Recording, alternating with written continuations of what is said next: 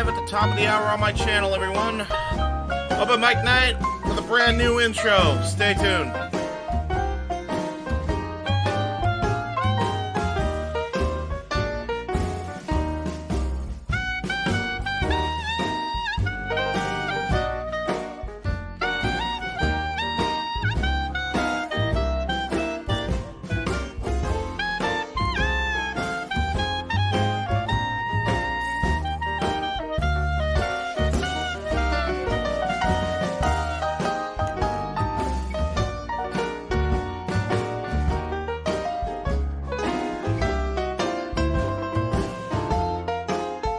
Sorry for all the programs coming on screen. Literally decided to do this last minute.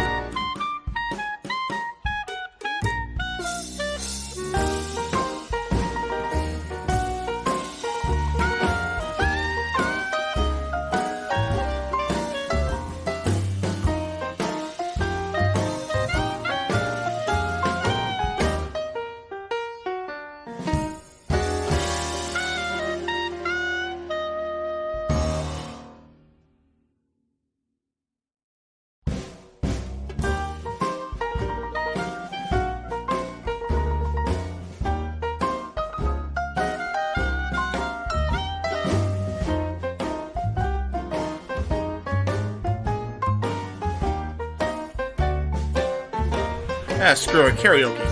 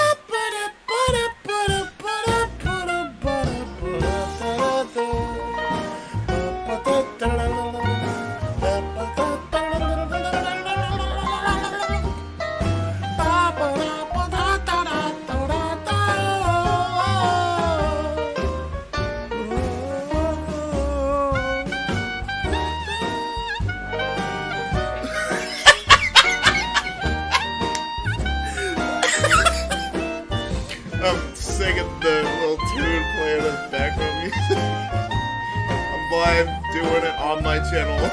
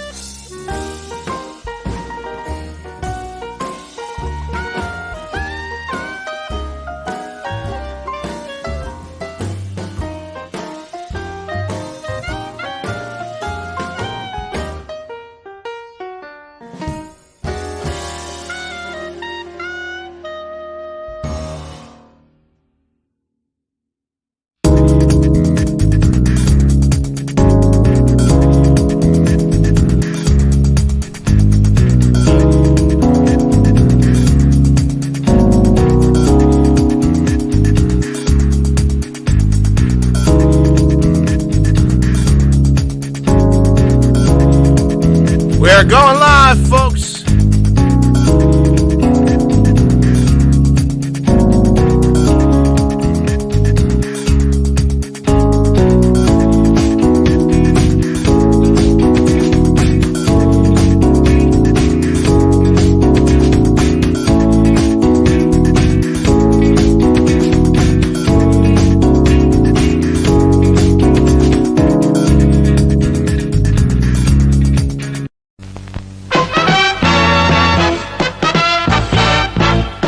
And now, preview time.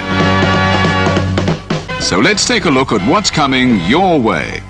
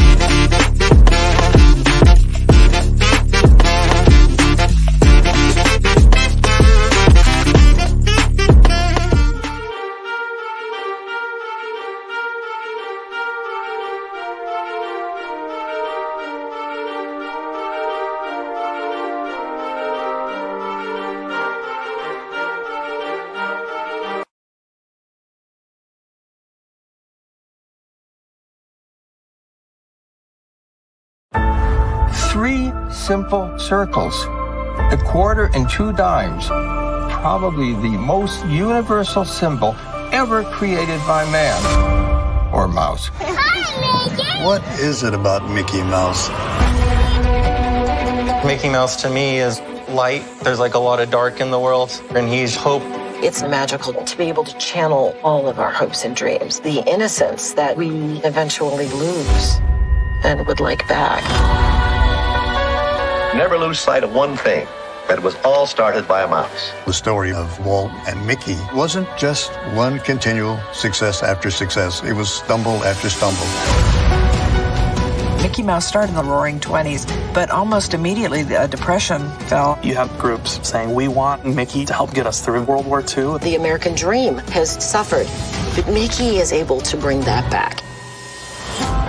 Just like America splits in the 60s, Mickey Mouse splits as well. And those coexist in this one character. If you have an issue with authority, Mickey Mouse is your guy. Mickey has taken the world by storm. This is something otherworldly. He gets so big that he becomes this reflection of who we are. How is that even possible with this little mouse? What would a culture from another planet think of seeing Mickey on everything? They might say, take me to your leader, and it would be Mickey. He had become this divine figure that you didn't mess with. We began a process to bring Mickey forward. He's everywhere. Everywhere. Everywhere. It's overwhelming. Like, leave me alone. Oh, no. Okay, let's do that again. Mickey is a thing we all share. There aren't many of those around. Almost 100 years later, after all the things that Mickey has been through, he's still here. We love a mouse. How crazy is that? That's a little absurd. You've always been my best friend. Streaming only on Disney+.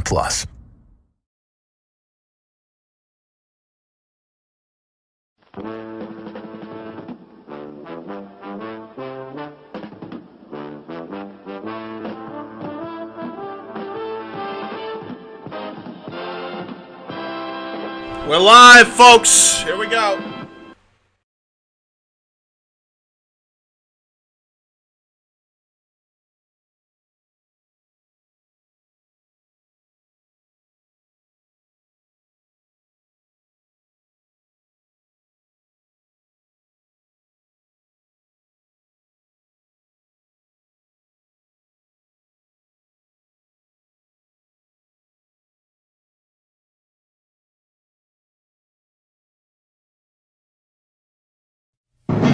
The Jeff Meacham Network's Multiverse of Media.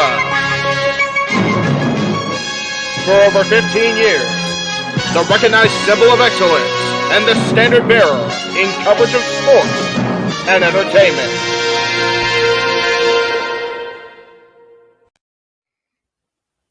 JJ, Jeff, you want to kick this thing off? Because I'm still trying to process everything here. Yeah, it's like, who wants to go first? Well, Come on in. It's open mic night with your host. you could maybe say there's really 4 topics, but it's split into 6. The Renegade, J.J. Williams. The Sammy and Eddie Kingston thing, which one's the better smelling turd? And his panel of co-hosts. I am founder. We'll call me that for today since we're going with the Jeff Jarrett love theme here this week, according to JJ. The West Coast Professor, Jeff Meacham. Karma is karma. That's professional wrestling! Damn it! The Simple Man, Noah Foster. It's showtime! Yeah! How you doing, JJ? How you doing, Jeff? James. Yeah.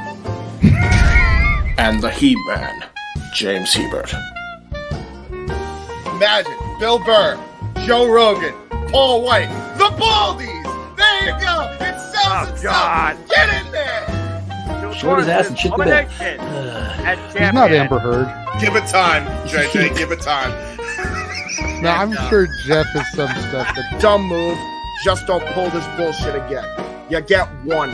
Tony needs to stop caring about the ratings. Bradshaw said as long as the ads are in place, we're not going to lose that third hour. Ring of Honor does not have to be AEW Live. They don't necessarily have to coexist with each other. We kind of saw that tonight to a degree. Along with a panel of guests. He is no longer glorious. Don't you bring that up. You want me to rant about what my NXT used to... No, we are done here for the night. I swear, James. Because you never know who may show up for open mic night. I leave our company in the capable hands of an extraordinary group of superstars, employees, and executives. The first thing that came to my mind was, it's about damn time. Amen! I literally touched everybody in the state's trash. So it's horrible, you guys. Peyton's new thing is Dennis the Menace, but it's funny because she calls it Dentist the Medicine.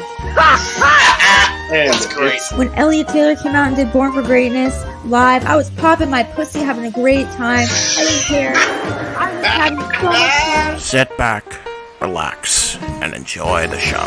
Fuck Bill Belichick.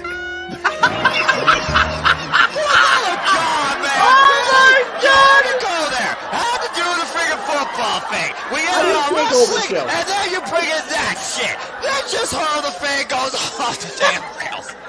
Brilliant, bloody brilliant.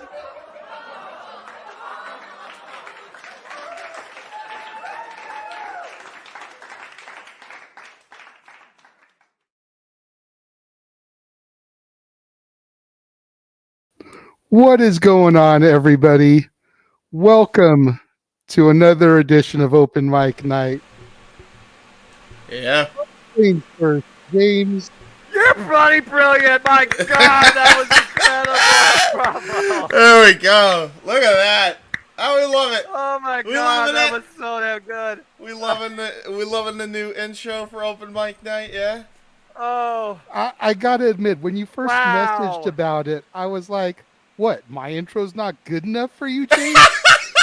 But then I watched it, and I was literally in tears, crying, laughing so hard. That's the definition of a damn good time on an open conversation with professional wrestling fans. I don't know if you were in the chat room when I was mentioning it to Noah earlier, but Cece's sitting here watching me. Yes, I was there. And I'm like, just wait. Let me finish.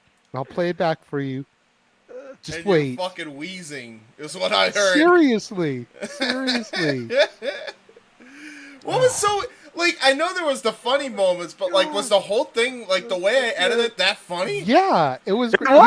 From the moment you freeze famed me for the renegade J.J. Williams, It's look on the my Morgan face. Freeman impression. Yeah, Isn't it? Well, That's what it is. That's what it if you is. go back and you look at the screenshot, I've got like a derpy face because the way you paused it, like, okay, I'm laughing right there. Yeah, that's and fair. then just like it kept going, and the clips you used, chef's kiss. Chef's kiss. Brilliant, dude. You know, Which one, dude? After your derpy you've got intro, Jessie in there talking about popping her pussy. Yeah, you had to get You've that got in there. fuck Bill Belichick. Phenomenal. Yeah.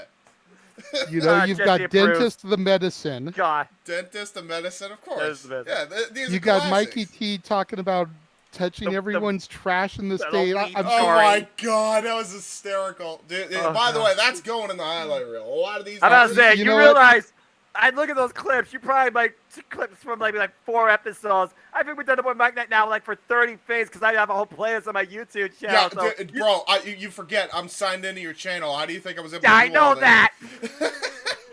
Really quickly, I know he said he wasn't going to pop in tonight because his sister is on his way home and he has an God, annoying that was headache. so damn good. But Josh did pop into the green room real quick. I assume to give his props on the video You also. got the last clip, by the way. Fuck Bill Belichick. Oh my God, man! All right. James, you have outdone yourself. Okay. My He headache really is has. feeling better. I just took a Tylenol, but I am going to be just making this really brief. That was so beautiful, James. If you want me to record it better, I definitely will. No, man, that's the beauty of it, God. man. You can hear it. Oh, you can. There's no way you can mistake who you're saying fuck to. Fuck this guy. You know who it is. Oh man. Josh, Yeah, since you won't be here for long, I raise my glass of eggnog to you, sir. Thank you for joining us. You were saying, Josh, go for it. Yes, yeah. Yeah, thank you, James. That entire intro is amazing. Yeah. That was just, you got everyone perfectly. It was so... You nailed everybody's personality beautifully. I mean, you got Noah's. I'm waiting to hear Jeff eventually react to this. Because Jeff is going to... Jeff needs to see this after the. Pass out laughing.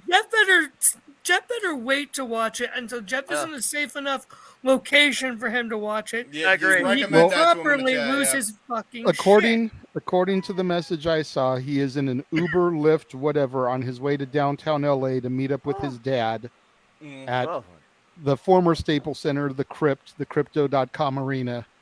Yeah, So he will be in downtown very LA. He said about 20 to 35 minutes. So once he gets there Is to a that counting secure LA area, he's traffic? going to come into the chat with us and he'll be on screen. Yeah. So I just wanted to pop in real quick, say, James, that is amazing. Well Thank done. you, brother. Thank you. Very, very well done. I appreciate it so much. Yeah, that was so As fucking do all brilliant. the football fans in here. and to think it was from a New Englander that put that in.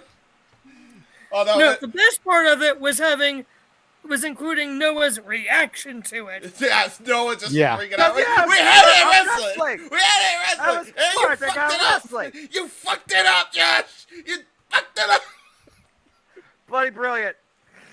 Oh man. Hey, it's something we can all agree on. Yeah, lately I can agree. Although he is, I guess, trying. And then he hired his son that makes weird faces, so trying is questionable. Yeah, so I'm gonna get going. Fuck Bill Belichick, screw the Steelers, and hopefully Jeff's boys beat old man Aaron Rodgers tomorrow. There you go. Hopefully you'll still hang out in the chat room for a bit, Josh. We'll throw your comments up. From the Cleveland combatant, Josh Mansfield. See ya. Take care, Josh. Yeah, James, again, man, like I said, you are bloody brilliant. And stay tuned, folks, because this guy, I swear I don't know how he sleeps. He did some fun stuff for my YouTube channel that you will see debut this week, too. I've been going ham on just about everything. If you guys like this open mic night intro, wait until you see what other freaking FTW shows have in store, because, like, you ain't seen nothing yet. I've been making logos like crazy. JJ and Noah, you probably could see them since we're in a private chat together on the Discord, so. Most likely I will. I haven't been on Discord at all today. I've mostly done nothing today but sleeping. After last night, finishing Sonic Frontiers, that was a hell of a game. That storyline hit me hard at the end. Damn. And then today, just sleeping in through the night and part of the day, watching New Japan Pro Wrestling and just laying in bed all day before calling NWA. I haven't done dually squat internet-wise, man. Hey, you know what? Hey, you know what? There you That's go. never a bad thing. That's never a bad thing at all. No, and I'm glad I did it personally, because again, Sonic Frontiers, it killed my brain to the point that I 100%ed the dang game. I'm one trophy away from platinum again. Yeah, there you go. Really quickly, before we get rolling here, we'll go ahead and plug it again later, but if you want to follow the Cleveland Combatant, Twitter at CatholicJosh122, Instagram at MallowManGram. We'll make sure we plug them again when we do the plugs at the end, but... Yeah, all joking. By the way, all joking aside, I do actually hope the Cleveland Browns do win something Super Bowl wise at some point in my lifetime. Like, I just want it to happen. All I gotta say is Ohio represent. I may not watch football, but I'll always support anything from Ohio, especially when it comes to sports, such as supporting Kylan King. Hell of an effort tonight. So, Cleveland, good luck. There we go. And speaking of Kylan King and the effort tonight, quick thoughts on the Hard Times show. James, I know you didn't watch. I don't know if you heard our commentary to follow. I heard Mr. Tyrus is the champ. Yes. Yep. So that's a thing. That is officially a thing. Yep. Tyrus is the NWA World Heavyweight Champion, and already Wrestling Covers as one of his best photo gifts to date with 100 reactions, none of which really positive. Oh no. Oh no. It's going swimmingly. It's good show except for effing Tyrus. Yikes. Ladies and gentlemen, welcome to Open Mic Night. One of our frequent contributors, Report Card Radio's Mikey T is in the house. Did you see the intro, Mikey? Did you see the new intro? Oh man, you just missed it. You gotta go back to the thing and watch it. I'm live streaming it on my channel, so you'll see it there. No. He made a brand new opening video for Open Mic Night, and you're part of it. Yeah. Oh no, I didn't see it. I saw your no DQ though one, man. Yeah, pretty good, huh? I've been going ham. Of course, man. Throwback no DQ shit, of course, man. Yeah. Say yes and no DQ. Congrats again to Aaron Riff and Jeb Meacham, what they've accomplished. Now no DQ, being 24 years old. Here's on their road to the 25th anniversary. Happy to be a part of the family. I would toast to that, but I don't have drinks, so. 11 years ago, I would have never imagined that I would be as welcome into the family as I am now. It's amazing how time heals wounds and things change and people grow. So, Aaron and Virtue and Mr. Tito, thank you for welcoming into the family. And well, it all started with me being on a panel on Aaron's personal channel that Mr. Tito was on. So we had done a Beatles discussion. Yeah, it was me, Aaron, Tito, and TJS. Dude, how did Aaron not get a major payout when he had WWFWCW.com? Why didn't they have to pay him like $50,000 or something to buy that shit? I don't know. I don't know. But you know, business agreement fell on deaf ears.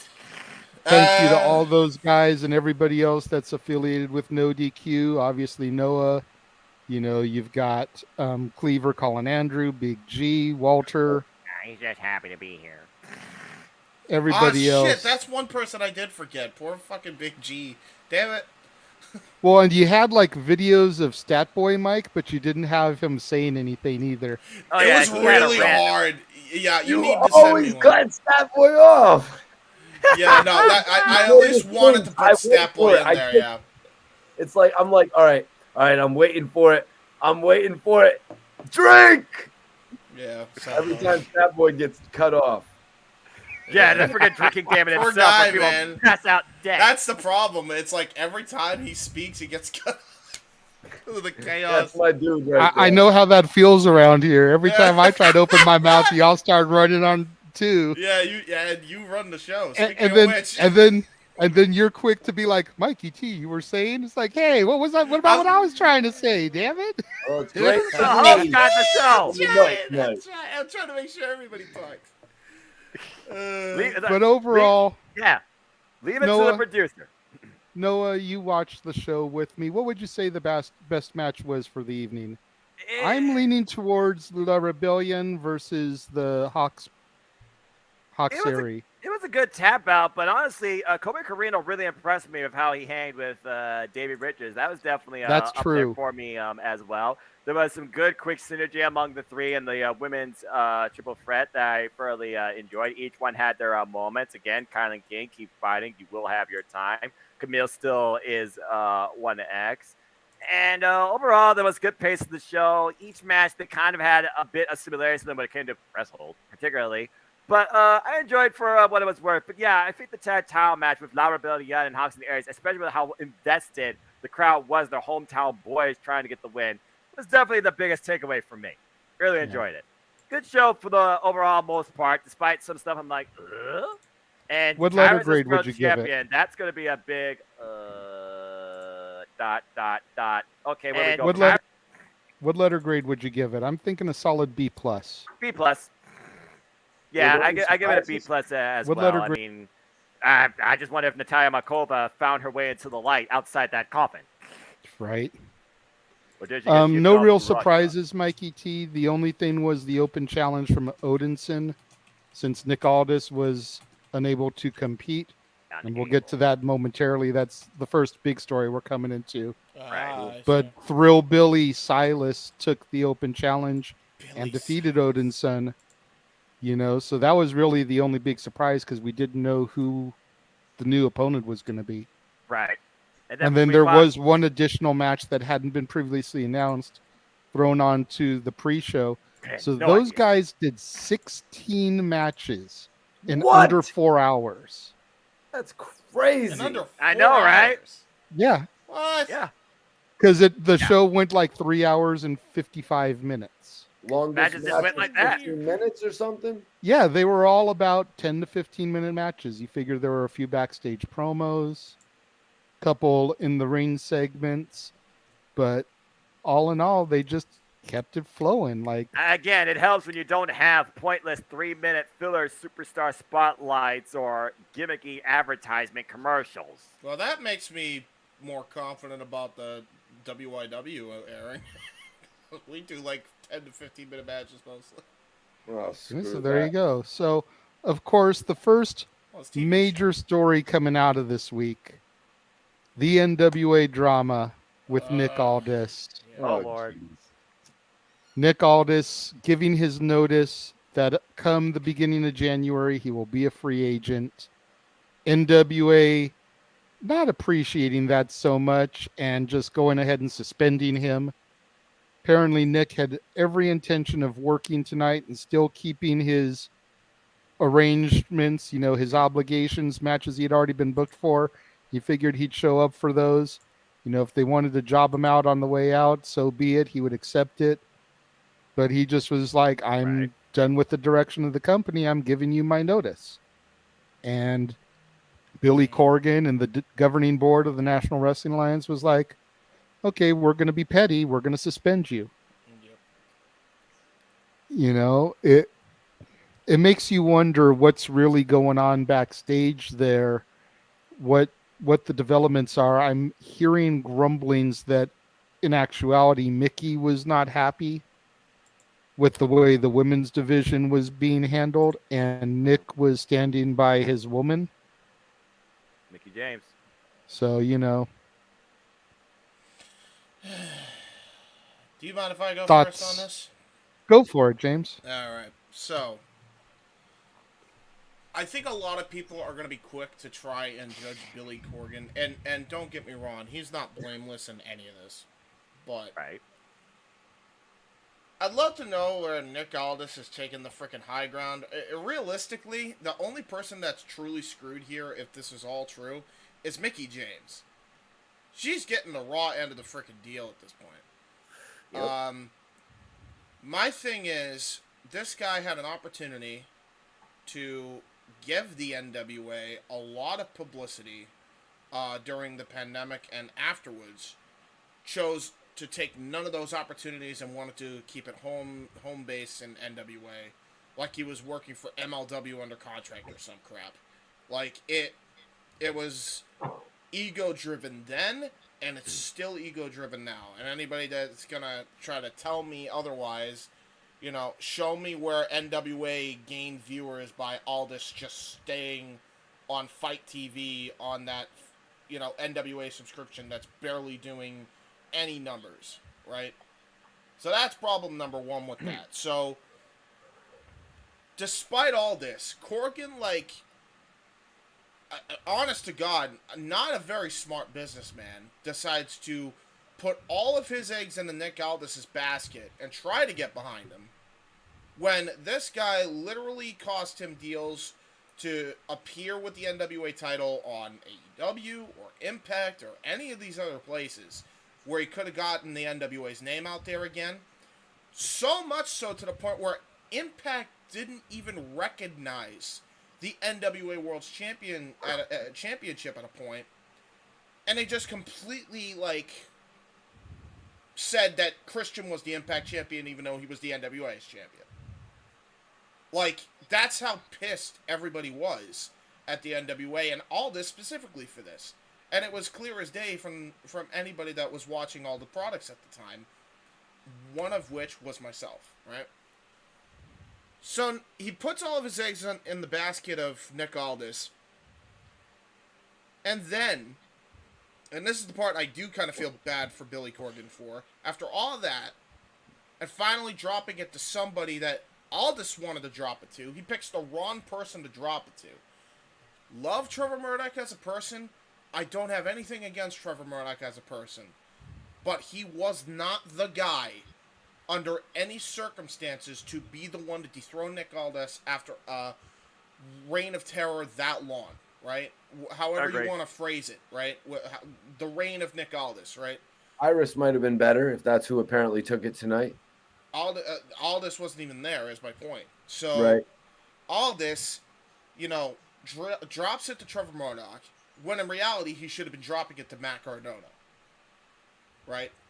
From the off, it should have been Matt Cardona, especially if they before Matt Cardona was in there, I still say Pope, but that's just me. Yes, Pope, Aaron Stevens, they had people they could have dropped it to, and they chose Cardona not there to. Tonight? No, yes, he was. He was in the main event. And he lost. And now Tyrus is the champ. Okay. So, okay. My thing is, you know, you basically screwed everybody, all this. It's not Billy Corgan that's the problem here. It was you the whole time. The reason the NWA Women's Division is doing so poorly was because you did not bring the NWA World Championship outside of the walls of the NWA. You made that choice. Mickey didn't make that choice. Corgan didn't want to make that choice. He just went with it because he lets people step all over him. You made that fucking choice ultimately, dude. So what? I'm supposed to feel sorry for you now because, you know, you basically say, oh, I'm going to have my release. It completely just announcing it out in the open. And then what? Expect freaking a guy who's been having your back through all of it, good, bad, or indifferent, since day one, not freaking go and retaliate? Of course Corgan's going to retaliate. He's been having your freaking back this entire time, and then you're just going to be like, eh. I'm just gonna announce it because you're treating, you know, my wife is saying that the women's division isn't being booked correctly. Which again, don't get me wrong, she's right, but it's not just the women's division. It's a company-wide issue. It is. It's Right. The finances are not there. The booking is atrocious. It's been atrocious. We've talked about it before. You know, and even if you don't think it's atrocious, it could be a lot better than it is. I remember the heyday of when they came back on YouTube, and their first Hard Time show was James Storm and Nick Aldis. And that event was awesome, right? Old school, but with a new school vibe. Everybody was over. They had the future right there, right? And a lot of these people, now granted, I'm sure the pandemic didn't help, but the reason I say all this is screwed up is because he could have gotten a lot of those people that left the NWA to come back if he'd have just taken the NWA title to AEW or something. Because then, who knows what we could have been having. Ricky Starks could have came back. You know, Eddie Kingston could still be there, as well as in AEW. You know, we could have gotten people like Camille coming in to AEW, except for a one-off and one appearance on Dynamite, where she stared down Layla Hirsch. It's like... That was awesome. And it was great, right? But you can't expect that to happen if you don't play ball. Aldis didn't want to play ball. Then he wants to be... You know, he's not even looking at himself in the mirror. He's not even realized a lot of this is his doing. And then he wants to go and blame frickin' Billy Corgan solely. And don't get me wrong, right? Corgan is not blameless. Because he should have known better, and he should have taken the belt off him immediately. The minute he said he didn't want to go. You know, that's the problem here. That's the problem we're facing. It's just he didn't want to play ball, and now this is where we're at.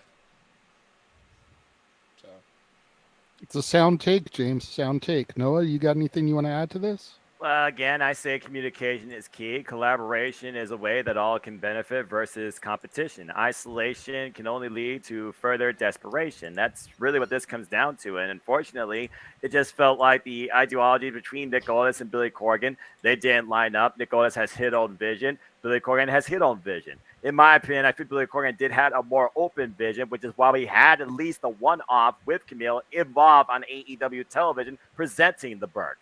Now, what's happened since that Empower show, who's to say who got shafted? But at the end of the day, this all comes down to communications and politicking and egos. Three things that could literally destroy a wrestling company. We've seen it time and time again. It honestly was the story of WCW, why they were a sinking ship besides their corporate structure and business practices. I just hope at the end of the day, with the NWA apparently going live with their power shows, at least for the first one, I don't know if we'll continue, next year in 2023, they have more of a stability and they have a better overall like rationality when it comes to showcasing and booking their entire NWA product top to bottom. I definitely do feel like there is work for the women because, again, Camille, she is unknown. She is underrated. She kind of has been pigeonholed, but she has been a phenomenal champion. And there's a lot of great talent and potential across the entire NWA women's division, I feel like. In the rest of the divisions, there is still some food for thought, but there's definitely potential for growth and better showcasing there. So hopefully with Nick Aldis not being there to politic and scrutinize Billy Corgan for all of his proposed ideas, maybe that will mean better things. But whoever this board is or whatever chair, like a blah, blah, blah, blah, that Billy Corgan works with, maybe he needs to look at it and revise some things there too. NWA needs to grow if it's going to have any real longevity for the future. They've been okay for the short haul, but how much longer can that continue? Tyrus now is champion. How will that be perceived? It's fair take, Mikey.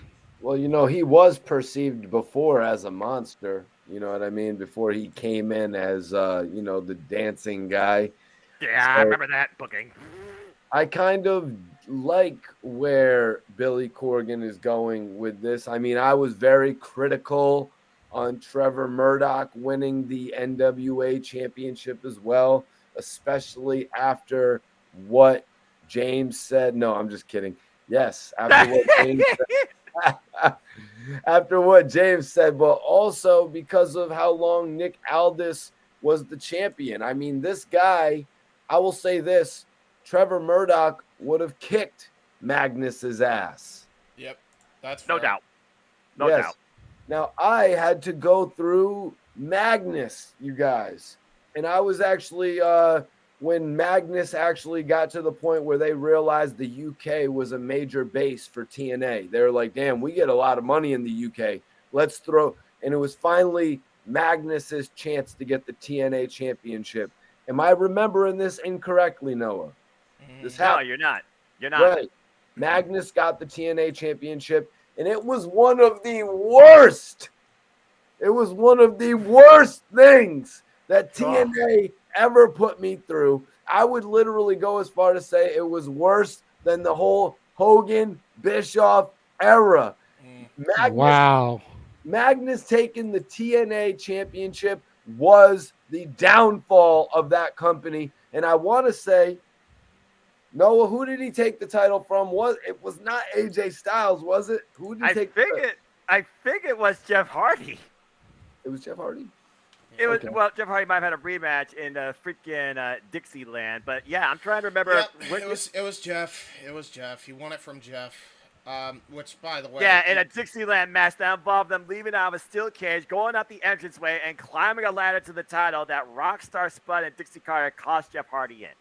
That is nuts. Which, by the way, regardless of how you feel about Austin Aries, never should have beaten Austin Aries. Jeff Hardy never should have. JJ. Time out real quick, ladies and gentlemen, joining Open Mic Night, the man whose name is across the marquee. Jeff motherfucking Hey! I don't want to Los Angeles anymore. I don't want to Los Angeles. Fuck me. Oh my God. Okay. So I texted JJ or the group. I was off the freeway. I was off the freeway 2 more times. Okay. Now I'm here. Okay. All right. So how much did I miss? And where are we at? You missed we've the already, intro, man. Damn, I'm sad. we basically I covered very briefly what's been going on as far as Aldis and the NWA. Noah, James, and Mikey T have given their speeches about it, their thoughts. Mikey was going on about how he feels that Magnus is part of what killed TNA. Okay. And then we brought you in. Mikey, go ahead and finish your thought process there, since I did interrupt you to bring Jeff in, and then we'll go to Jeff. So yeah, when Magnus had the TNA championship, it was really I really had to stop watching. I was like, I can't give this shit any more of an opportunity in my life. And then when Nick Aldis actually came into play and he won the NWA championship, I was kind of like, first, I'll be real with you guys. I was kind of like, who the hell is Nick Aldis? This guy's getting a lot of buzz. I mean, and then I found out he was Magnus. And I'm like, it's going to be really hard for me to, as Noah says, suspend disbelief. This guy had one of the worst wrestling names ever. TNA gave people the worst wrestling names. What was Rikishi's name there? What was his name there? It was Junior Fatu, which is his name. Is it really? Yes. Yeah. Oh. Yeah. It's just Junior Fatu. I thought it was Eddie Fatu. Or am I thinking? No. Eddie was Umaga. Oh. Rikishi is Salafa Fatu, but they just call him Junior because Salafa sounds like falafel and it's funny. Gotcha. So basically, I got a lot of respect for Nick Aldis when he had the NWA championship run, and I was really stunned that Trevor Murdoch took that title. But if you guys remember, there was some pay-per-view in the WWE where Trevor Murdoch was actually placed in a main event. It may have been something, or it may have been Survivor Series, but it may have been something else. Trevor Murdoch was actually positioned in some sort of a main event story. So I accept it to a certain degree. Now, how James said it should have played out, Cardona taking the title from Aldis and then losing it to Tyrus. Yeah. Tyrus taking the title. Maybe they're hoping that they bring him in for the Royal Rumble this year. Right. But honestly, they could have done that with Matt Cardona coming in with the NWA Championship. It could have been either or. But to wrap this up, I really don't know what Nick Aldis is thinking leaving Power and leaving the NWA. He could stick around to put the mid-card over. I'm not really sure what their mid-card title is. I know it's not the North American title that they had staged in the WWE, right? They have about like 3 or 4 mid-card titles. So. Okay. I would say it's either the World Television one, because defending that 7 times allows you to go after the World Championship, or the National Championship. But yeah, I mean, why not give him the opportunity, you know what I mean, to put, or he should put over some of the other talent on the, the shows. But also I like the idea of him going to AEW with that NWA title. But I think the issue is, though, that the owner what's the owner's name again? I just said it a second ago from the Billy Corgan. Billy Corgan and Smashing Pumpkins. I think Billy Corgan has a vision with somebody else carrying the NWA Championship and going to all the other brands like AEW with it. And and one more thought as to why that won't work. Tony Khan is riding ROH right now. That's why Impact titles are gone. He's focusing on ROH right now. That's my piece on that. Maybe he'll sign Nick Aldis. I hope not, man. He said Jeff Jarrett is over there now. I know, right? Why? Crazy. Hey, listen. Okay, so. Hey, Mikey, did you know Jeff Jarrett was a horseman? Because I do. Anyway. Jarrett was not a horseman, Jeff. Oh, no, we got another one? We got another non-believer? He was a fake horseman. Ric Flair was injured. Listen. He stole Mongo's wife. Yes, he did. But listen, in the interest of fairness, Mikey, I think with Aldis and his booking in Impact, that wasn't on Aldis, that was on Impact. That wasn't on Aldis. In fairness, and don't get me wrong, I have made very well known that I don't like how he handled business in the NWA towards the pandemic and onward from that, but I'm not gonna freaking blame him for his Impact run. It's just not his fault. I mean, he was given a raw deal. You know, if we're gonna have that same energy for Punk, we might as well have that same energy for Aldis. You know. That's fair enough. Meacham, we appreciate the fact that you're finally able to join us here on an episode of Open Mic Night. Late as it may be, I know you and I both, man, have been big supporters of the NWA, going back to the championship wrestling from Hollywood and beyond. You know, we've both got our own 10 pounds of gold. Made sure mine was in the shot here for the commentary the whole time. Again, thank you for it. What are your thoughts on this whole situation? All right. So it's time for the professor to spout some truth in his lecture tonight. So sit back, kids. Enjoy the ride. All right. ICM Punk says, let him know when he's lying. For real. All right. So first of all, Mikey, I'm going to set you straight on a few. I knew it. I knew it was coming. Okay. Now, James is 100% correct. His Nick's booking in Impact Wrestling, TNA, whatever the company was called that particular microsecond of the day. I mean, Global Force. Again, stop me if I'm lying. It was very haphazard. You have to remember something.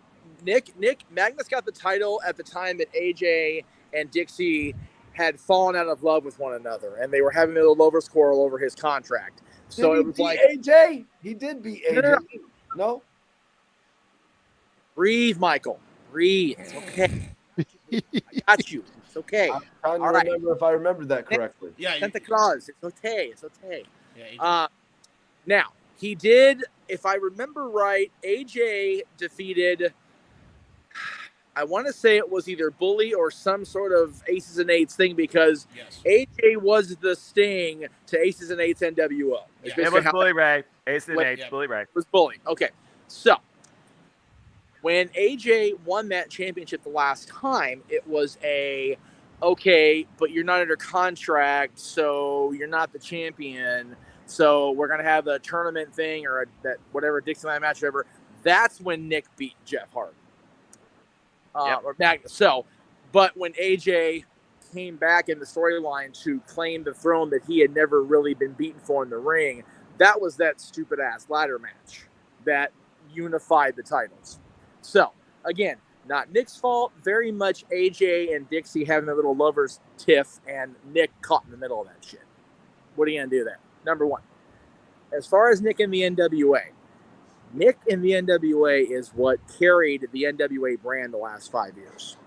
Much like the NWA brand floundered like a fish out of polluted water following the Pierce Cabana series that was not allowed to reach the conclusion as the NWA Championship Series. It was just, this is their last match, and the NWA under Bruce Tharp, I'm going to throw Tharp under the bus because he is a piece of garbage. I'm waiting 5 years to do this, so I'm so tickled I get to do this finally.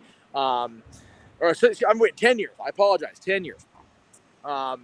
Mismanaged, obnoxious twat waffle of a person. He's terrible. Same basic thing. The brand floundered. They kind of picked up the pieces.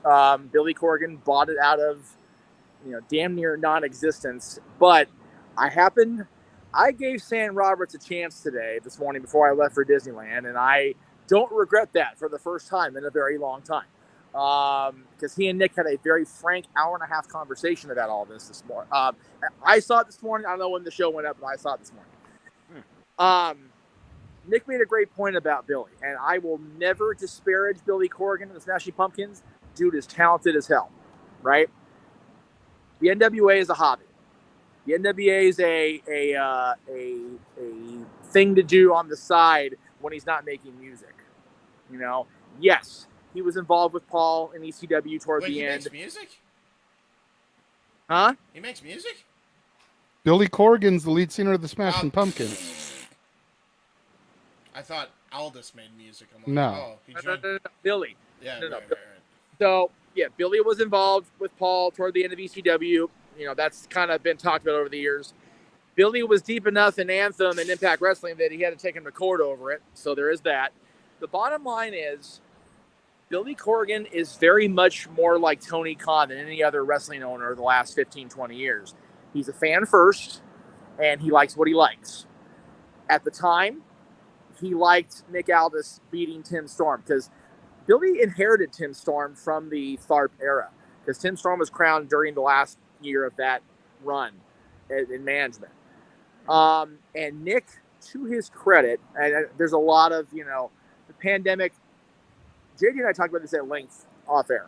The pandemic completely killed the NWA's resurgence because Power was on YouTube. People were watching. People were going to the tapings every month or wherever it was, every couple of weeks. And it was a hot commodity, so much so that when I launched my brand 3 years ago, I made it a point to say, okay, we're going to cover the WWE. We're going to cover AEW, but we are damn sure covering the rebirth of the NWA because it was that important to me. That belt sitting next to JJ's right shoulder has been very important to me for well over half of my fandom in wrestling. It's a shitty situation. It really is. It's very much a pissing contest. As far as James and what you said about Nick, or I forget who it was, so forgive me. It was me. Thought that as far as Nick putting the young talent over or staying behind or whatever. No, that was Mikey. Okay, fair. That was not his decision. It's been thrown out there by Billy that Nick was politicking, that Nick was this, that Nick was that. What you do read about Billy, not disparaging Mickey, but flat out saying that Mickie James isn't what he envisions a women's wrestling division coach to be, is true. And that shows Billy's ego and ignorance coming through in spades. Yep. All five of us in this room can tell you right now, if you can't get a Trish Stratus, or you can't get a Madison Rayne, or you can't get somebody at that level, that length of time, how do you not say Mickie James is that person, that perfect person to do that? Is Madison Rayne really better than her? I'm not. I'm not trying to say No, nobody's better than anybody. He's just making comparisons. Right. Yeah, I mean, the same way that Impact has Gail Kim. Right. Yeah, I would put Mickey James, really at the top, like you're saying, Jeff, for real. Yeah. Gail is with Impact, and Gail and Impact have been like peas and carrots, as Forrest Gump would say. They've been identified together for well over 15 years now, rightfully so, because WWE did Gail dirty more than once. Yeah. Right, Brian? Right, Dallas? Anyway. Oh boy. And then you've got Madison over with AEW. Madison's a player coach at AEW, which she's doing, okay. in ring work, but she's a hell of a coach. I have people that have told me she's a hell of a coach. Too. No. Yep. And Saraya being there. And Serena Deeb. All three of them are coaches, I think. Saraya will be a good player coach there, too. Nikki. She doesn't go back to WWE. With the NWA and Power be a thing. The fact that Empower was not booked this year was not by, oops, we forgot to book it. Let me put it that way. Nope. Kind of was what it was. So that was the start of it with Nick and Billy kind of getting into logheads. Pardon me. I charged the phone in the car, and it was already down at 20% doing this damn screen. So bear with me. Okay. Got the feel, Rod J. Thank you. Anyway, so Nick being gone from the NWA is not a one thing because he had a ego fit or this or that. It was a number of things. I truthfully feel, and this is me, a guy that's actually blocked by Nick Aldis for reasons I don't know. Put it that way. I honestly don't know what I did or did not do or say or did not say to earn that level of discomfort from the National Treasure. But I feel that the NWA brand, with or without Tyrus, I happen to like Tyrus. I think Tyrus is a good guy. I think George is a good guy. I think Tyrus is a great character.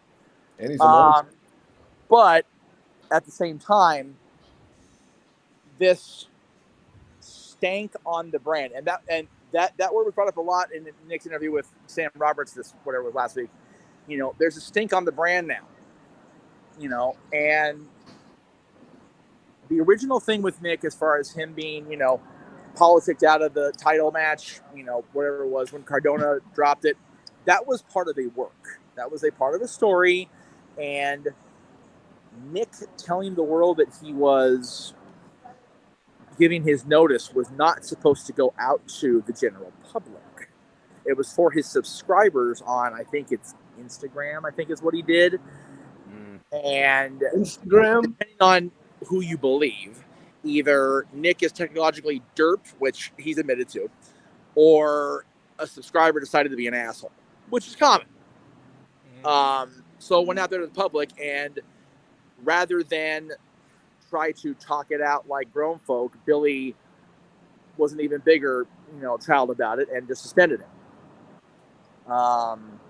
So you've got two grown men being little children about this, and now we have a complete stank on the oldest living body of wrestling in this country, damn near the world, and it's sad. I'd like to add to your point as well. Like, how long ago did Aldis block you? Because it might have been something that I said, and he may have said. No. This is long before you and I ever really became hardcore collaborators. Yeah, fair enough. Okay. Yeah, I don't know. No, I blocked you, and you defended him about being Magnus. Oh, okay. So as far as Magnus thing, okay. So Brutus Magnus was one of his many names on the British independent scene. Okay. That was not Dixie or whoever was in charge of creative for that particular 5 minutes of the TV taping. That was just here. This is my name. Oh, yeah, King scored. I hear the goal horn outside, Jay. That's how loud that fucker is. Nice. That's crazy. Yeah, it's at least 3-1 because it was 1-0 when I got here. Lost train of thought because my boys are winning. Oh, yeah. Brutus Magnus was kind of like, okay, well, Brutus Magnus sounds really stupid, so let's only make it sound half stupid. Oh, that was such a shot, Jeff. Shots fired. Yeah. It's not shots fired. Nick himself has said he hated the damn name. he was basically given the Brutus Magnus name in the Indies because he was on the British version of American Gladiators, and Magnus Brutus is a gladiator name. That's really what it came down to. Good grief. I'll Charlie never get that time back. Fair enough. Anybody else have any last thoughts they want to add to the Magnus situation before we move on? Stop acting like children. Right? Yeah. Seriously, it's more about boys being boys and not like girls fucking. Yeah, girls fucking. Where's he gonna end up? Where do you guys think he's gonna go? Well, okay. As far as where he's gonna go, do not be surprised if both Mr. and Mrs. Albus are in WWE. In January. Where did you say? Royal Rumble. Royal Rumble. Yeah, he'll be in WWE. Hey, the good news is if Yeah, Nick has said he only didn't go to WWE when he could have 5 years ago because the NWA would have completely crumbled like a freaking 25-year-old condom without him at the helm. He didn't say that. I use that reference, but basically is what he said. Yeah, either that. Well, that and also him and Bruce Pritchard did not get along really well. No. He and Bruce were not, and Bruce is still involved with WWE, but I have noticed in podcasts. Well, but I have podcasts and everything. No. He's still very much involved in creative, as a matter of fact. But Bruce without Vince is a much calmer, more gentle Bruce Pritchard. That says something right there. Vince is a stressor. Like, we've all heard stories about Vince and the way he stresses out his people at his side, man. Him not being at TV and in the office is a lot calmer. Making everybody be near their phones, from what Eric Bischoff was saying on 83 Weeks. That's just the crazy way that they were working. It's one of those. We've all heard the stories about Vince. When your boss is a cyborg, you're expected to be a cyborg. When you can't sneeze around your boss, you have to find a way to not be anything but perfect. Practically perfect. Fucking Mary Poppins at the office. You can't live like that. No. Some love too. Anyway. With Vince gone, I think more than just the New Day and Jimmy Uso are hidden on Riddle's bone. Damn. I'll tell you what. If you listen to Bruce and Conrad's podcasts, Bruce is definitely into the side hustles on that front, as is JR, believe it or not. So there you go. All right, so moving on. You guys brought this person's name up when you were talking about the women's coaches. Yes. This week on social media, Saraya posted the letter from her spine doctor. Yes. From Marina Del Rey, California, to whom it may concern, patient is cleared to wrestle with no restrictions. Well, at least it wasn't just the doctor she visited the first time. Which, of course, leads us to Saraya versus Dr. Britt Baker, DMD. Don't forget it. Let's fucking go. I cannot wait for this match. They pulled the trigger. They did. And the promo on Wednesday, man, that was some intense shit. There were some moments when Saraya looked like she was going to cry. There were some moments where Britt looked like she was about to break down. Oh, yeah. I've heard rumbles that Saraya came off more heel in her promo. I don't know if that's entirely true. Yeah. I just think it was the passion in her voice. Yep. Passion. You hit the nail on the head. Dustin Rhodes would have said it himself. Passion. Unscripted, raw, realistic, unfiltered, organic, purely driven passion. Period. But the question to go around the table is, how secure do you feel in this California doctor's diagnosis? And how worried are we that Saraya could damage herself in the first match back? Because as was brought up on Open Mic Night, which I was on the panel for, so I'll sit out a good chunk of this conversation. but a lot of the female wrestlers in AEW are sloppy. So there is a huge dark cloud looming over this match. And could Saraya get re-injured and, end up being in worse shape than she was with the WWE? Jeff, I saw your hand go up. I'll throw to you first, then we'll just go clockwise around. We'll go to James, Mikey, and round up with Noah. On behalf of a family who went to that particular doctor, Hold on, or that your microphone's bugging out. Wah, wah. There we go. Okay. On behalf of the family who has seen that doctor for spinal reasons, Saraya is good to go. On that. Now, as far as the other ladies in AEW, very good reason why Britt's starting. Because Britt's been one of the few unsloppy ones. That's true. Britt, and everything Britt said in her promo was very true. She has carried this division on her back like she's been carrying a freaking load up a hill. Yes, there's been Tony. Yes, there's been Thunder Rosa, when she's not being called a cowardly, piece of shit by people who can't, seem to not break kayfabe and be bitches on the air. Sorry, I didn't say that out loud. Oh wait, maybe I did. I don't. I think as long as Saraya is comfortable, I think as long as Saraya's doctor is comfortable, as much as we lampoon Tony, as long as the boss of the company and whoever Saraya's opponent or program she's working with are comfortable with Saraya, then the fans just need to hope that that's enough. And they need to, again, I talk about this every time I manage to pop in for more than 5 minutes for the Mouse Mafia. Just no Mouse Mafia today, baby. I'm with AEG. Y'all can kiss my ass down there. Damn. I think that we need to just be happy for Saraya and enjoy the match. The only reason I enjoy it is because I'll be at Elton John concert, and that's if that goes down. So I'm looking forward to it. Well, either watching it back, whoever calls it, I'm looking forward to being part of it, get to be a part of it, the whole show. This match in particular, I'm looking forward to quite a bit. I've gotten to interact with both of them a lot over the years. I think that, Saraya has been a shitty place. And her being a shitty place got me my 5 minutes of fame on in the television. And that's not exactly a thing to boast about, but it is what it is.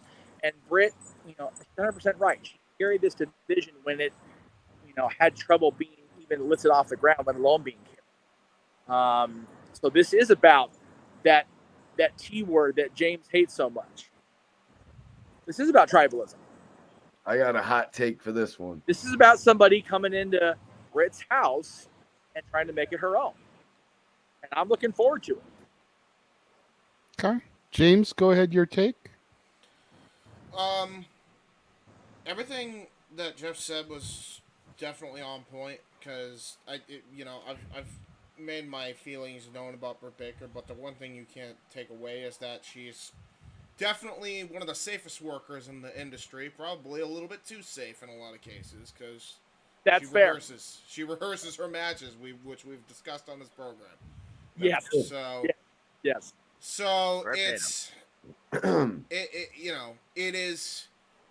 it's definitely the best choice for her first match back. I'm not even mad that they went with Britt, because who else were they really going to that they could trust?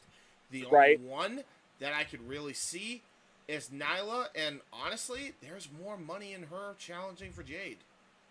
Oh yeah, that's a big house fight, and I'm looking forward to it. And that's just how it is.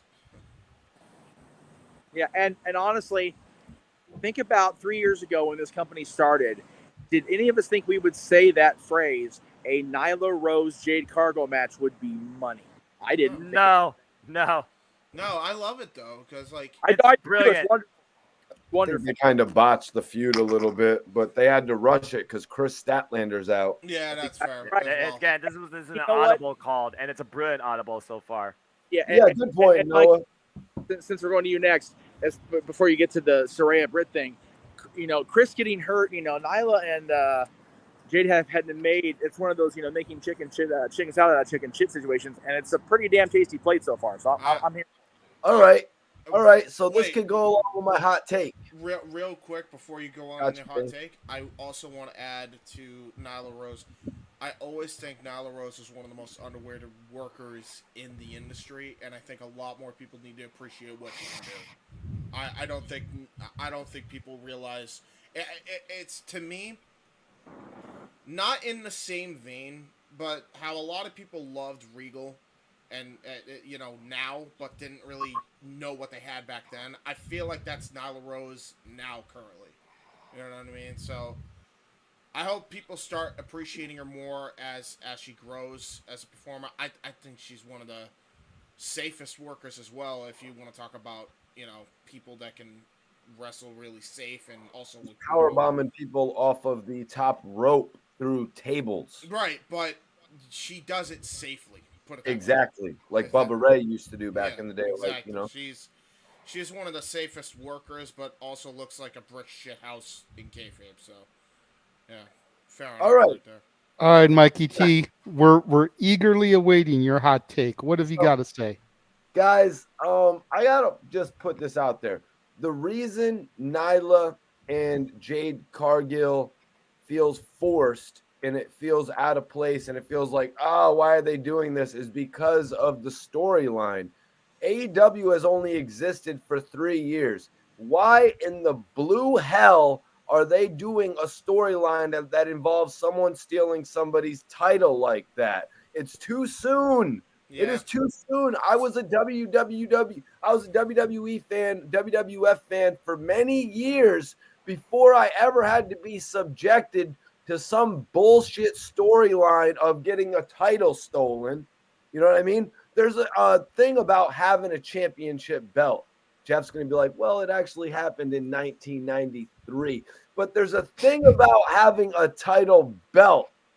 You know what I mean? Where it's like, come on, really? We're going to run to that storyline. And I just want to say it's a very WWE move of Tony Khan. Just like the topic that we're speaking on right now. Saraya versus Britt Baker. Oh, and just so conveniently, you guys, Britt Baker dropped the title and she didn't regain it. Just like the WWE. The WWE always does shit like that. I think Tony Khan is just pulling another page out of the WWE's book with this whole storyline. It's like, okay, so now we've got the whole storyline where there's a match where the one person is facing somebody else, and it's bigger than their WWE championship picture. How many times did CM Punk complain about this throughout the whole year that it happened? And now just flip it. Now it's not men's wrestlers. Now they've done it with women's wrestlers, and they're totally shitting on Toni Storm. And they would be doing it to Thunder Rosa too, because Thunder Rosa wouldn't get the match either.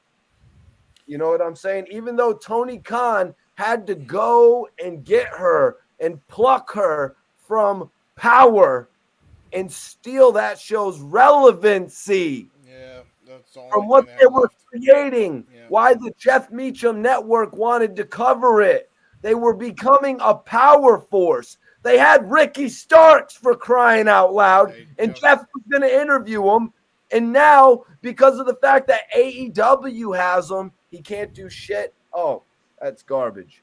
So, yeah, they're kind of pulling a couple pages from the WWE's book. And I think, as a fan, I don't really like it. That's why I'm not feeling the Jade feud with Nyla, which should have been more anticipated. This is a good challenger for her. You know what I mean? Much like Wardlow now being faced with Powerhouse Hobbs and Samoa Joe. I've been subjected to Wardlow facing every jobber that they can find. Now they've actually got a good match for him, but they've ruined the storyline with Nyla. And with Paige, with Saraya and Britt, I kind of feel like they've put them in a cliche, like they're treating her like The Rock right now. You know what I mean? Which is great. You know what I mean? Because it's going to elevate their women's division. It's going to be like, there is something a little bit more important than the world title of the women's division, because we can go and get a superstar and do it just like in the men's division. It's going to all be about how Paige holds up in the ring, though. Will it be a CM Punk type of thing? James, 1 second. Like Tony Khan has been bringing back all these stars. I want to see how it works out for him, and I'm very hyped to come back and talk about it on open mic night, though. James? Once Turner goes, I definitely want to refute what Mikey said, but let's everybody get their turn. Go ahead. I just wanted to point out that I think there's a couple things that I want to point out with the Saraya bit, and fighting Britt. A storyline that's more important than the World Championship. I agree. However, I think the reasons why are a lot different in Tony's case than they are in Thunder's case. I'm convinced Tony Khan just straight up doesn't like the chick.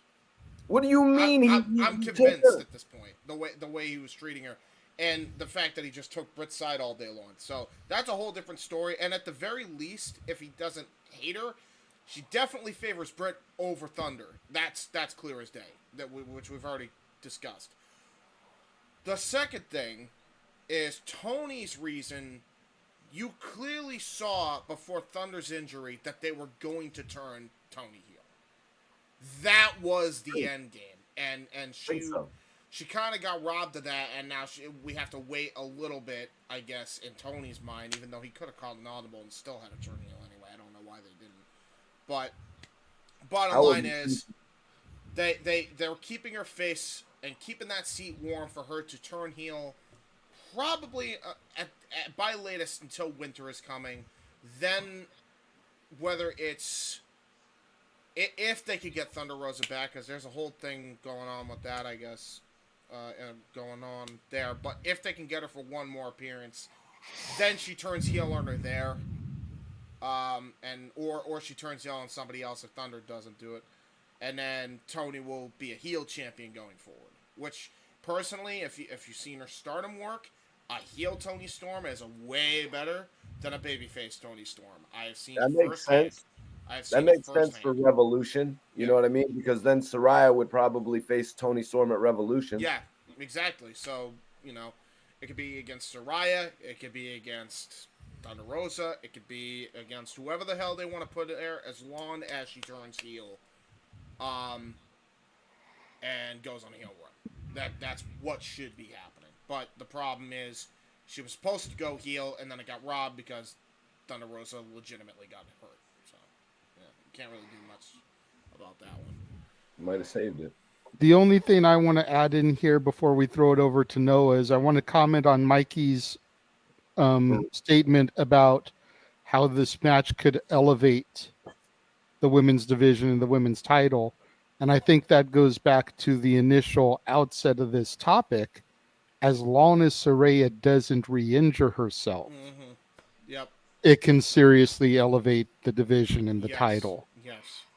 But if she goes out there and drop kick, flukes happen all the time. All the time, and you think about a lot of the generic moves, like you said, you could botch a drop kick. A DDT could fall down wrong. Back suplex. A pile driver, yeah, just a generic suplex. Yep. Bam, on the spine, she's done. Yep. And we all know that AEW talent is known for taking insanely stupid spots, unnecessary spots. Yeah. And with Paige having not wrestled for 5 years longer, she's going to want to go out there and just lay it all on the line. As if she's never missed a day. Just like when Punk came back. That's not a smart move for her. She needs to go through And she needs to basically do what, and Jeff will get this reference, Saraya needs to go in there and basically do what the PWG faithful used to accuse the TNA Fly-Ins of, and that's just sleepwalking through the matches. These first couple of matches, she needs to basically go out there and just kind of sleepwalk her way through them so that she doesn't risk severe injury. Yes. I would hope they'd walk through it a few times, JJ, so they could be a little bit more fierce. You don't want to walk through it too many times, though, because then you injure yourself in rehearsal. Oh, believe me, with the way Britt Baker, it was rehearsed. All right. Noah, go ahead and bring us home on this topic. Hold on. Jeff had retorts. I was saying, look, everybody got their Brian Cage in about this topic. I want to talk about what Mikey said about the TBS title. So go ahead. Yes, refute is coming. Not too. Noah, go for it, bro. I mean, the way I see it is this. You talk about Saraya, talk about Dawnbreaker DMD. Let me see if I can break down the hierarchy of subtopics you all brought down in this wild topic-based journey. So first off, injuries. Yes, the AEW Women's Division has been one of the most prone divisions in all of wrestling injury. But again, what is the main factor? Inexperience. With the amount of young athletes involved in the AEW Women's Division, you got to consider how experienced they are, not only in ring, but on screen television. That's a whole double threat, double whammy to deal with in itself that tests you beyond physical. And the fact that, again, the younger talent more so is interverse the veterans. That's why you still have Serena Deeb. That's why you still have Toni Storm. That's why you still have finally coming back, the Bunny Alley, who's been involved 16 years. That's why these people are able to bounce back the way they can. These other ones aren't used to that. So let's just put that out there right now. Injury is always an expectation. It is always a threat, a risk, and a challenge. No matter how much you know, no matter how far you go, no matter how young you are, no matter how old you become. That is professional wrestling. So working with Dawnbreaker DMD, if she is the one that constantly rehearses her matches and wants to take the safe route, then I think that's wise. And kudos to Saraya taking on this feud, making it feel real and passionate based on her longevity in this business and the challenges that she faced too. Her and Saraya are going to set up a showcase for us, and it won't be a one-off. Now, what it leads to is a whole other thing. But based on what I've heard from Saraya with Toss Renee Paquette and other stuff, she's going to take it easy, maybe one match at a time for a monthly period, and then go from there. She grows back into her comfort zone in this industry. She's got triple fusion. She's got a complete cushion. It's completely comfortable. And I can support the retort that Jeff was saying about that doctor's note. It is legit. So she is back. Yay. So going back to the main topic here, I'm thoroughly engaged in Dawnbreaker DMD versus Saraya. I don't think necessarily it takes away from Toni Storm versus J-Hebert, except for the fact Tony Khan still can't fucking drop the word interim, and I've already ranted on that more than enough times each week, so I'm not going to do that here. The bottom line is this: Toni Storm should be healed. James and I are probably the only ones here that know more about Stardom than any of you guys combined. So I definitely have recognized and relate to one of the all-time greats from Stardom's history, Toni Storm. She would be so much damn better as an aggressive heel. You have no freaking idea. You have but no again, idea what is in store once yeah, you yeah. Go check out You Stardom. guys said the same thing about Candice LeRae, though. With all yeah, due well, Candice respect. LeRae is another proving point, and there's work on that too, as you just dropped Jeff off the air. That being said, I'm sure Jeff will have a retort on that as well. But that being said, going back to this, the way the Toni Storm AEW Women's World Championship picture goes, one of two ways right now. It's a butterfly effect. You see how Lala Merrimack comes back, and you finally have Toni Storm eclipse that, and that's the heel turn, and she stays as champion. And you suddenly maybe build the idea, okay, Dawnbreaker DMD can't overcome Saraya. J-Hebert, she's got a chance at the title. Dawnbreaker DMD, that she cost her friend again. J-Hebert has been getting that baby face reaction. The fans, the people support her. It's her people are going to hate. Haters going to hate. But we appreciate J-Hebert for what she is and what she's capable of. We want to see her succeed and become an AEW Women's World Champion. She's more than capable of it. Now, whether or not that happens in a feud that's more based on we used to be friends, now we're the most bitter of enemies. You seem to latch on to Dawnbreaker DMD. Can't be fans of your own. I'm going to remind you who I am. And then you have Dawnbreaker DMD that reminds us she is the face. She is the pillar of the division. She was not necessarily given the spot, as Saraya says, in Britt's mind. But she's going to prove why she's here and why you superstars come into my house and can't hold up. So there are two different total stories here that are definitely helping raise the women's division. Now, as far as the TBS championship, That's a whole different animal of sports entertainment showcasing. In all the other matches that Jade Cargill's had, it's been open challenge. It's been received by, I have the answer that I can beat you because you're not that bitch. I'm that bitch. And in this case, Nyla Rose is, I'm already the champion. I've already surpassed you in what I can do. The Twitter fans believe in me too. I can represent this division better on television. WWE is not the first company to do this either. Wrestling goes longer than the WWE, WWF, WWF. It's just that what we know because of how long we've been involved and existed in this life and known this industry. So honestly, this doesn't surprise me. I like this different take on the TBS Championship because right now, Jade, yeah, she's the champion, but she's pissed off right now. She's rattled. She's not focused. All she wants is her belt back. She doesn't give a damn about beating out of Rose at this point. She just wants her belt back. It's subtle and it's different. It tests Jade a different way, challenging her from a character standpoint. We already know how much she's grown in the ring and is still growing to this day for Bryan Danielson. So you got three different aspects of storytelling and talent development in the women's division right now. A first in AEW's history in a long damn time. Yeah. Each How one dare you, Noah? And one involving personal rivalry, but also a story of redemption. As Paige now turns the page on her previous run, now comes as Saraya and starts a whole new chapter. At the end of the day, though, across the entire boys women's division, one thing matters, and that is safety. But you can't necessarily prepare for that 100%. Risks do happen. I just hope none of them happen at Full Gear. There you go. And James, I just have to throw in there, when you do your snips for our New Year's Eve show, you've got to make sure you use one of Noah's rants about the interim titles. Not that damn it's wrong word. She's been champion over 60 fucking days. But that better not be a word by the time we get to New Year's. Yeah, Jeff, I know, right?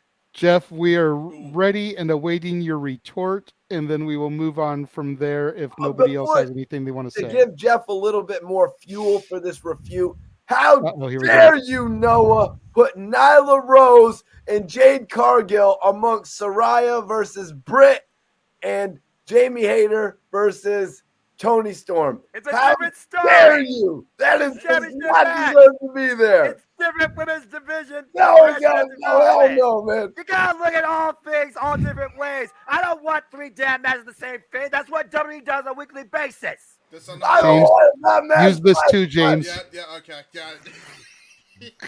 All right, Jeff, go ahead. Yep. All right. So JJ, you have access to a computer quicker than I do tonight. Make sure Noah gets a bonus for tonight because that's why I hired Noah. Because he can tell the story and weave the story almost as well as you can, story man. He said exactly what the fuck I was going to say. For real. There you go. Like seriously, Jade Cargill has been Goldberg for 40-something matches. Like, that shit's getting boring as fuck. For you, I'm enjoying that shit still. I love me some Jade.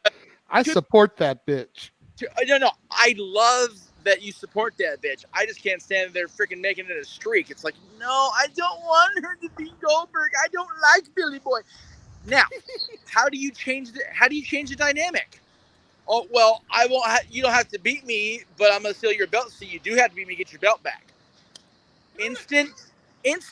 Just enough of a wrinkle in the laundry where you gotta go, fuck. Now I gotta use a fabric softener. Son of a bitch. It's really that simple. It's really that simple. And yes, all three of these women's matches now for the AEW World Title, Tony, for the AEW TBS title, and for the pride of the AEW women's roster backbone versus this superstar coming in to try to make it her house. 3 women's matches in one night. If I can't be there, I swear, all that's good and pure. If I can get a break in Elton John's set, because I've never seen him live, so I don't know what the hell he's going to throw at us at Dodger Stadium next week, I will try to be there for at least Paige, Saraya and Britt, because damn it, I've been waiting for Saraya to get cleared longer than probably anybody. And I'm happy for her. And I'm happy that Britt gets the showcase without having to be the champion. Because people will feel how they feel about Britt, and I'm not going to go down the rabbit hole with people, about that, because we're going to have differences of opinion. But Britt and this story with Saraya proves that for all the shit we all give Britt Baker, she is still enough of a name to not need to be the champion and still be in a headline major feud at one of AEW's major shows. There you go. One of the things I wanted to add as well, just for memes, I just realized that everything that we said about Vince, I feel like Tony's the opposite of, because I think he doesn't like small people. I think he likes small people more than big people. He doesn't let the big people hold the big belts. He lets the small people hold the big belts, and then the secondary titles he gives to the big boys and girls. What the hell's going on here, Tony? Yes. What are you doing? Yes.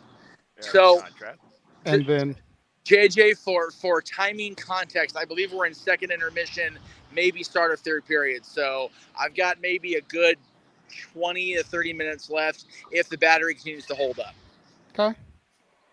Well, piggybacking off the heels of the announcement of Saraya versus Britt Baker, I thought we would go back to what we looked at last week in the rumored Full Gear card and see how it's developing. And a lot of this is looking like it's actually legit. We've got Moxley and MJF. We've got Tony and Jamie. We've got Swerve and Art Glory versus the Acclaimed.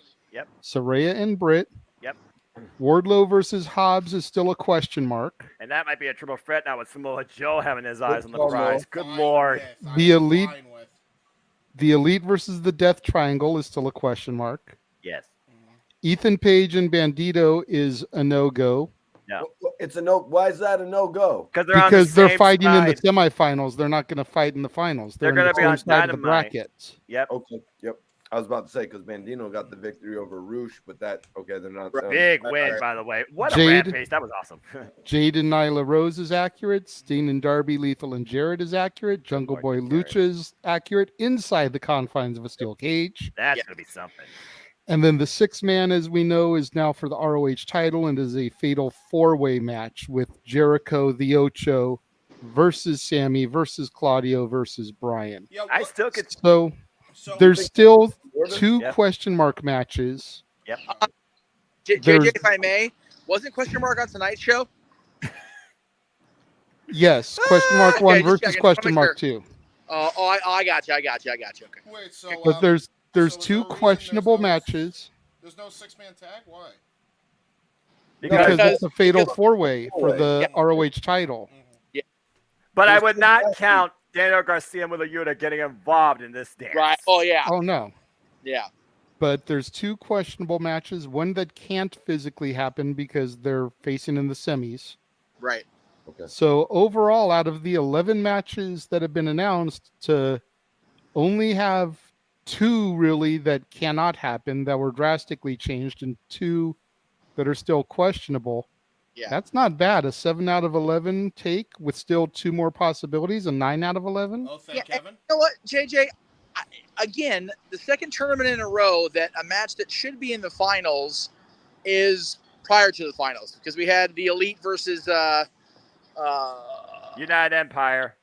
The United Empire in an opening, another round. It's like, man, Tony, Really? you booked this shit yourself.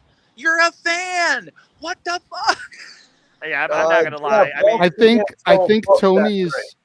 think Tony is doing it to try to boost the Dynamite and the Rampage ratings, as opposed to saving it for people to shell their money out on, because people may not want to pay the $50 for the show, but they'll tune into Dynamite and pop that rating for it. So you're saying he's hot-shotting matches that could really be good on pay-per-view on basically free TV, yet he criticizes Eric Bischoff. Interesting. Carry on. Yeah, you know. Thank you, Jeff. They're both petty as they're both petty. What do you mean? Like, they both do the James. same thing all the time. Okay. They're both bad. No, trust me. They're both equally dickheads about each other. I am not going to give Bischoff one bit of fucking excuse or one bit of leeway. I'm not. They're not. Let's be honest. Who is not a petty insert owner of wrestling promotion here type persona in the industry? Yo, I think Tony Khan is that all petty. of them. I think Tony Khan is that petty that because of this little back and forth he has going on with Eric Bischoff, he would sign another one of Conrad's co-hosts, Jeff Jarrett, just to stick it to him and make him be like, oh, look what I'm doing. I'm putting your other co-host. Well, no. And again, we're going off topic of the. Hang on. But I think that's why on Jeff the Jarrett's sidewalk, on not on the sidewalk. He just went by. Anyway, welcome to LA, kids. Anyway, I honestly think that Tony and probably to an extent Conrad was involved. You got to remember, what was Jarrett and Lethal's last tag team appearance? In a match that was last match. And a protege / almost family, tag team match. Sting and Darby are very much a Flair Andrade dynamic. That's fair. Yep. That is He just wants to run it. He wants to run it. And you know what? If Jarrett's still able to go enough where he can have a tag match off and on with somebody, hey, he's a horseman. He's a legend. Let him fight. Is that drawn? Is that really drawing anything to the show? Like how when they bring John Cena back? No. It's one of those. Jarrett's not the draw. It's Sting and Darby. It's Sting. It's Sting and Darby, but it's also the, hey, wait a minute. Sting and Jarrett had their thing in TNA, and yeah, it got resolved because Sting won the 10 pounds of gold, but both these guys are still able enough to kick around where, Sting got cleared to wrestle again. Jarrett, Jarrett's in the gym every day. He's almost as big as Jim Radis McMahon. Crazy. So, let the guys, seriously, if people like Hogan and Flair were in that shape where they could go often enough and not have to be the focal point, I'd be okay with it. Sting, doesn't need to be the guy all the time. He's helping Darby out. He's helping the brand out, much like he did in the early TNA days. He's popping in here and there.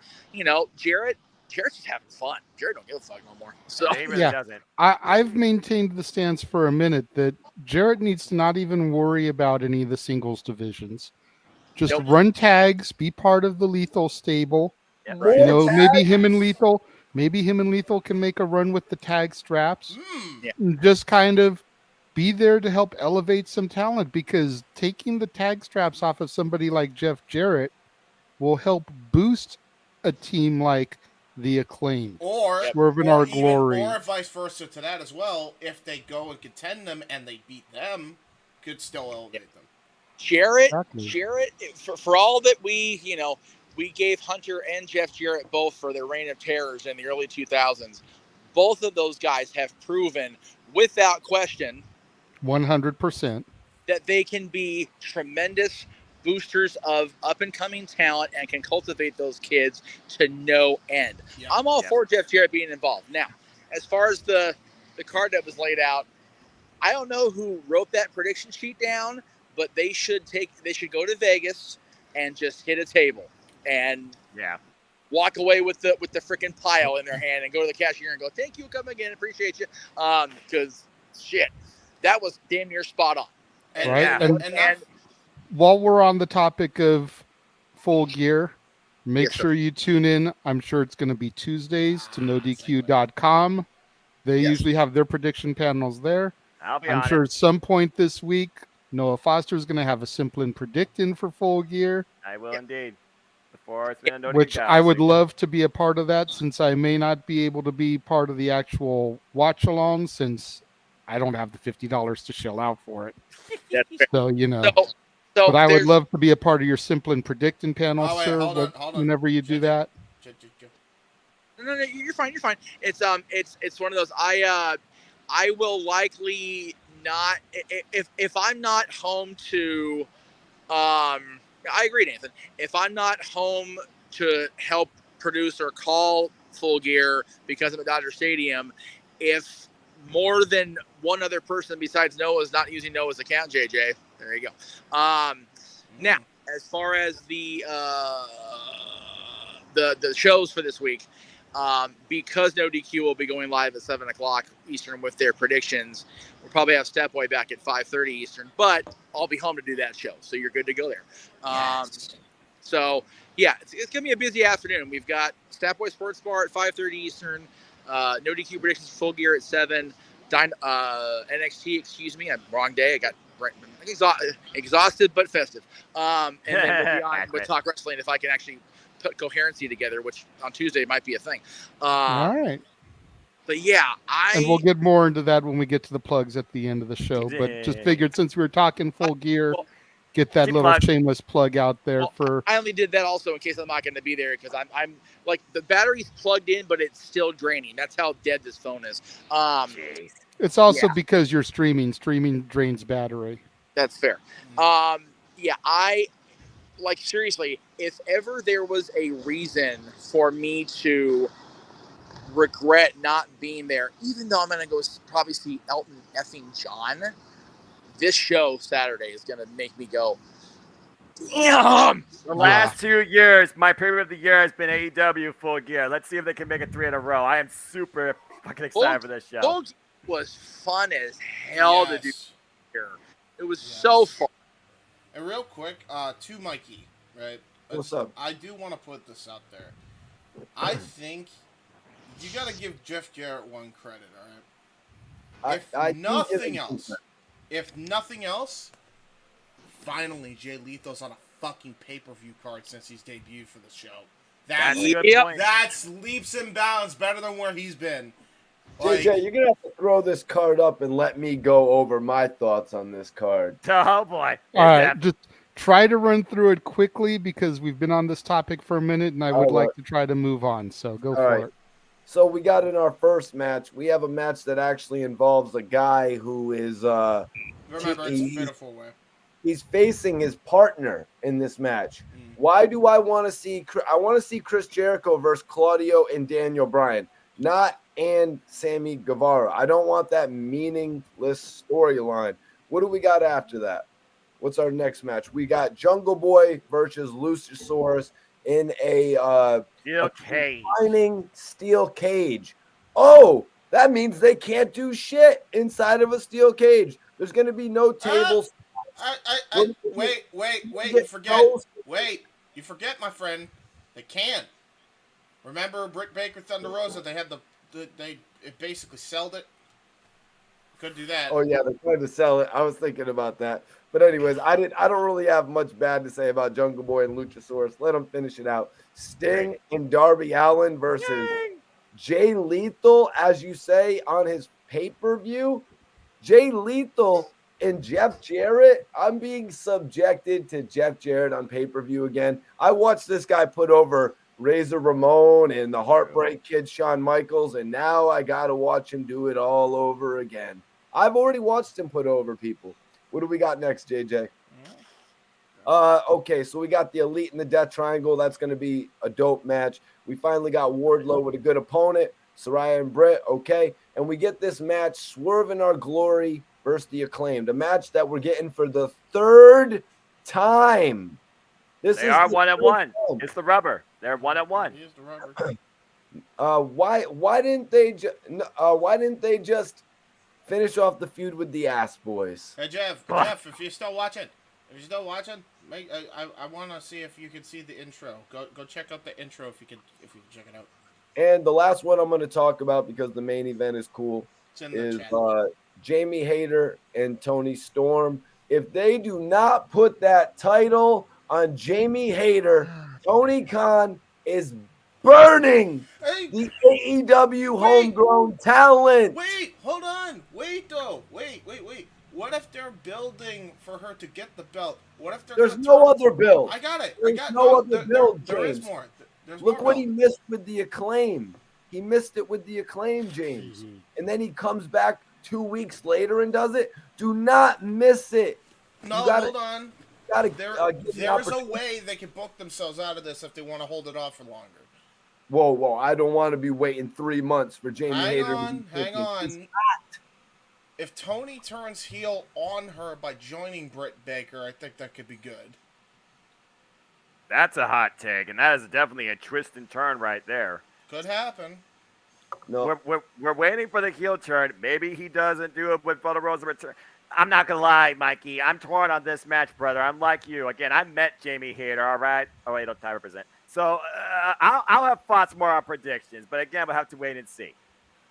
That's just my takes on this. I appreciate that. I really don't like this card, to be honest with you. Tony Khan has really put together a shoddy card here when you've got him redubbing the Ric Flair's last match opponents, like because they performed in front of 3,000 people. Why are they on What is it? What is it? Double it? What is it? All in a what pay-per-view are we at? You got Full gear. Full gear. The one with all the gears on it. Here we go with the The one background with all thing. the gears on it. Gears on Can it. we please get a new design? It's full gear. Full gear. It's industrial. They're building something. He's gonna hate how do you Simply have to Predicting's spend intro. $50 on a full gear? He's not gonna like Simply Predicting's I intro. love what man. you did with that, Jay. Yeah, he's gonna hate it though. What's with all the gears? I'm not spending $50. I'm gonna go fix a gear in my car for $50. Jesus. It's a ridiculous title name or a pay-per-view name. All right. Speaking of ridiculous. Gear. It's going to be like Fully Loaded in a few years. It'll be a show on Hey, television. maybe that's where it came from. Yeah. Speaking of Fully gear. ridiculous, great segue Full there. loaded. We mentioned NXT a little bit earlier, and then Mikey T with his ridiculous comment. So, as y'all know, Legado del Fantasma recently was called up to the main roster from NXT. Yep. This week, not Santos Escobar, but one of the other members. I can't remember their names except for Santos. They don't matter really. It's Joaquin They're Wilde and insignificant. Raul Mendoza, I believe. Very good, Jay. But one of them came out on screen on SmackDown. And apparently Yeah, Joaquin WWE Wilde. on Fox saw it. And I called it to CC. And they called him out on it.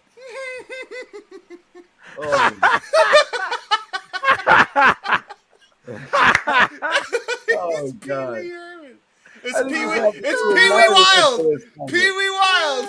He's coming to town. Oh Lord. I saw that this morning and I was like, what the actual hell? I'm tapping CC, my girlfriend. I'm like, why is he dressed like Pee Wee Herman? And she's playing her game. She stops, she looks up, she's like, holy crap, he is. Bro. And then I go on social media so I can get the images for our real topic here. And I saw that WWE on Fox actually tweeted about it. You know, we can't unsee it. And I'm like, thank you. It wasn't just me that made the connection. Bro. Oh my God. Like Pee Wee Halloween Herman. was 2 weeks ago. Pee Wee Herman was part of in the Weird everybody's Al childhood. movie, remember? Yeah, Pee Wee Herman's part of everybody's childhood. He also made a cameo appearance at one point at WrestleMania. So I mean, you know. He was the Raw guest host at one point also. Yes, Well, he was. He made a cameo in the Weird Al movie as well. Yes.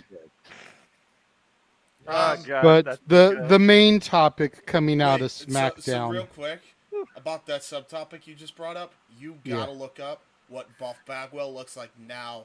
Dude looks like fucking Mr. Rogers. I've seen it. It's I've seen crazy. it.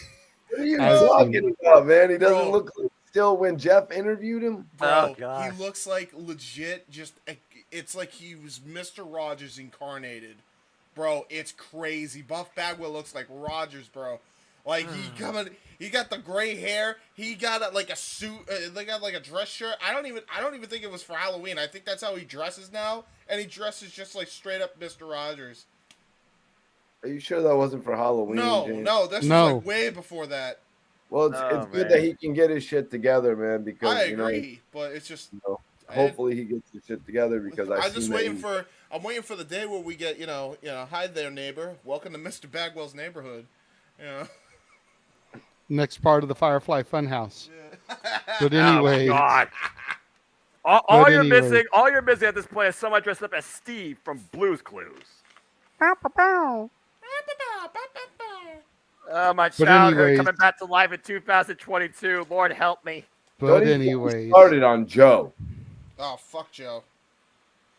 But anyways, the real news coming out of SmackDown. What is it? Ooh, so they did it. They did it. Technically, they haven't hit it yet. Today is 482. Tomorrow will be 483. Theoretically speaking, and although we know it probably won't happen, but theoretically speaking, they could still lose it at a house show tomorrow. on the day they tie. Yeah, Should they make it to Raw with the belts, they will be the longest reigning WWE Tag Team Champions in modern history. Why does the longest rating WWE, like, why does it look like it's part of a fucking sitcom? What the hell is this? Yeah, it looks like a movie poster. It looks like a movie poster. Which is perfect for me, who does Welcome movie to reviews. longest reigning with Jimmy and Jay, the Usos, starring as your WWE Tag Team Champions. Let's go. That's a coming good idea. coming We to a can do that theater in near WWE you. film. This season's greatest comedy to come. Yeah. While you're making that movie parody, have you seen the YouTube clip where they did the Blackpool Combat Club to Full House? Yes, I did. That was so damn brilliant. If you haven't seen that, James, check it out. But are the Usos now? Are the Usos now the GOATs when it comes to tag team wrestling? All right, let's talk. Let's think about this yet. Mikey, you haven't started a topic yet. Go for it, bro. Shit, you're gonna put me on the spot. Damn right, bro. You spoke words first, bro. Okay, so because when we talk about the GOATs, you know what I mean. We're talking about we're going back to the era of the Dudleys, the Hardys, Edge and Christian. You got some others in there, you know what I mean? You got some others in there that came in like the New Age Outlaws, but technically they weren't. I don't know if they were as good in the ring. I mean, they really kept me interested when it came to the storyline. It was carried more. You know what I mean? They kept me really interested, you know what I mean? From that Royal Rumble to WrestleMania build. Then when they joined DX, they really put a major emphasis on the tag team division. So I really make that a part of it. You got to think back to the Legion of Doom. You got to, they're going all the way back to Demolition. And then we had a put together team like the New Day come in and take it. But now we almost look at the New Day as what Kofi and all of them were really meant to do. Kofi and Xavier and Big E. So we really look at them as a team. So they're taking it from them. And I believe that the Usos are better than the New Day. So rightfully so, they're taking the crown. Now, are they the best team? I mean, I would have to say they have surpassed the Head Shrinkers and stuff like that, and much better than all those mid-90s tag teams like the Headbangers and the Smoking Guns. And are they better than the Rockers, though? Yes. I would have to think that the Usos would probably kick the Rockers' ass. Yep. Let me put it to you this way, Mikey T. If you were doing a Mount Rushmore of tag teams, would the Usos be one of the four? Yeah, it would have to be the Usos, the Legion of Doom. You know what I mean? The Usos, the Legion of Doom. New Age Outlaws. And Edge and Christian. Would it be Edge and Christian? Yeah, had it maybe for a Edge good period of Christian, time. and then Dudley's probably. Besides what they did in WWE, Dudley's has to be up there. They're 23-time tag champs across the world. Yep. Edge and Christian might not be up there. You know what I mean? They might not be up there. Do people really know them as Edge and Christian or as ENC? I always like them as ENC, but My yeah. favorite was Team Eck. What about Wreck when they added Rhino too? I'll say yeah, Rhino that's right, came in the Team flow. Wreck. Yeah. Remember, those three transcended the freaking TLC match for the tag team straps.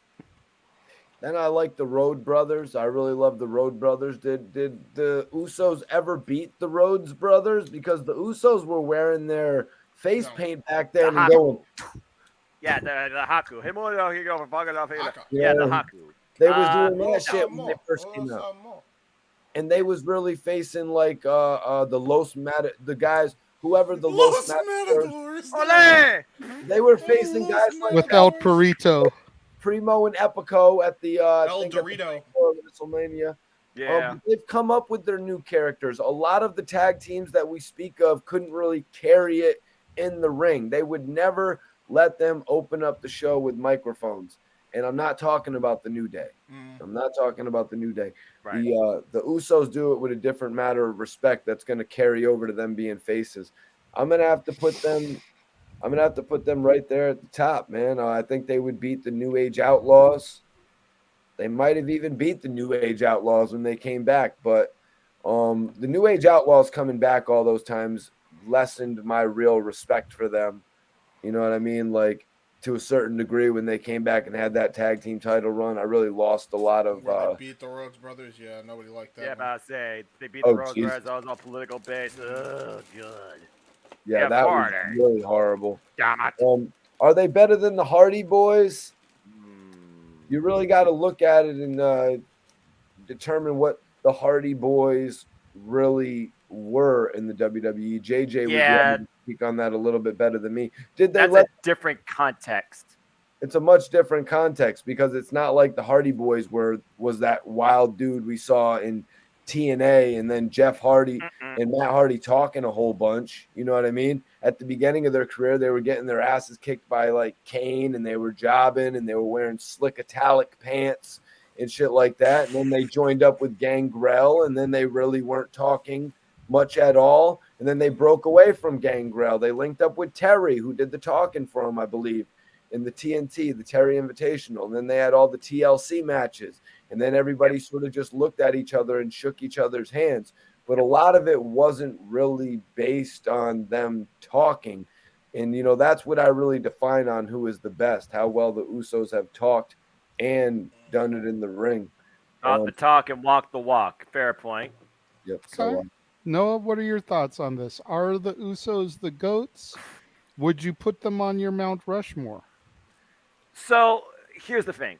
When I think about tag team wrestling, I do look at it at two aspects. In WWE particularly, though, you not only need to do it in the ring, you have to back it up on the mic. So in the WWE ecosystem of tag team wrestling history, yes, at this point, because of the amount of reigns they've had and also what they've done in this reign alone, I have to put the Usos up there as one of the greatest tag teams of all time in WWE, if not the greatest right now, because they have both sets of the straps. New Day might be a second, but the fact they did use the Freebirds rule and they won those titles 9 times over with Big E. Again, Big E, get well soon. I think about other tag teams in WWE, though, that had their own runs. When Sheamus and Cesaro came together and they were at the bar, they've had great runs as champs multiple times over until they got botched the hell out of freaking WrestleMania. They ended it for no reason. Better off forgotten. You think about the entertaining connection of RK Bro that came together, how you had this dynamic of the goofy guy and the serious take no nonsense guy. They had a great reign and they only held the titles twice. I think about X-Pac and Kane. Yeah. I think about Eminem, you think about, you know, what Melina did with Joy Mercury and then Johnny Nitro. They also had a series of runs as well. There's been some unique pairings, but as far as duos that just worked on a whole different level of synergy and cohesion, it doesn't get stronger than family. So the Usos had to be up there for me as far as WWE. But again, I look at all things wrestling. I'm subjective. I still feel like FTR has a bigger number over them with what they've done this year alone, having 3 sets of tag straps, 1 more eluding them. So as far as WWE, yes, Usos right now are the all-time greats for me. But as far as the industry, this year, I'm giving it to FTR because the top guys have truly been that. The top. Sorry, I forgot about him, Noah. No, you're good, man, because at the end of the day, I figured that this question was on 2 aspects. WWE ecosystem and the entire industry's ecosystem. Man. The entire industry, I give it FTR. WWE alone is the Usos. I would... It could really go either or for me because I feel like the Usos would be where FTR is if they were on the other side as well. Potentially. Both teams are so good. Man, I wish we could get a match between them now. One day. Damn. One day, James. One day. One day. I don't think they've ever fought, have they? No. They haven't. That's crazy. They haven't? No. No, FTR has never faced the Usos in additional tag team action. They were stuck in a stupid feud regarding shower ointment. We got the Bucks, too. JJ, I don't know if you're a big Bucks guy, but we forgot the Bucks as well. The Bucks is also there too, but right now the Bucks, they've been MIA, so I kind of wasn't thinking about them. But yes, they are. I mean, they're not really MIA. They're MIA now, but trios more nowadays. But even then, like I would say, still though, it's crazy because like we're talking about the teams that legitimately rejuvenized tag team wrestling. Like all 3 teams did. You know what I mean? In their own exactly. way. I mean, they're to solidify their status. I think Usos is definitely up there.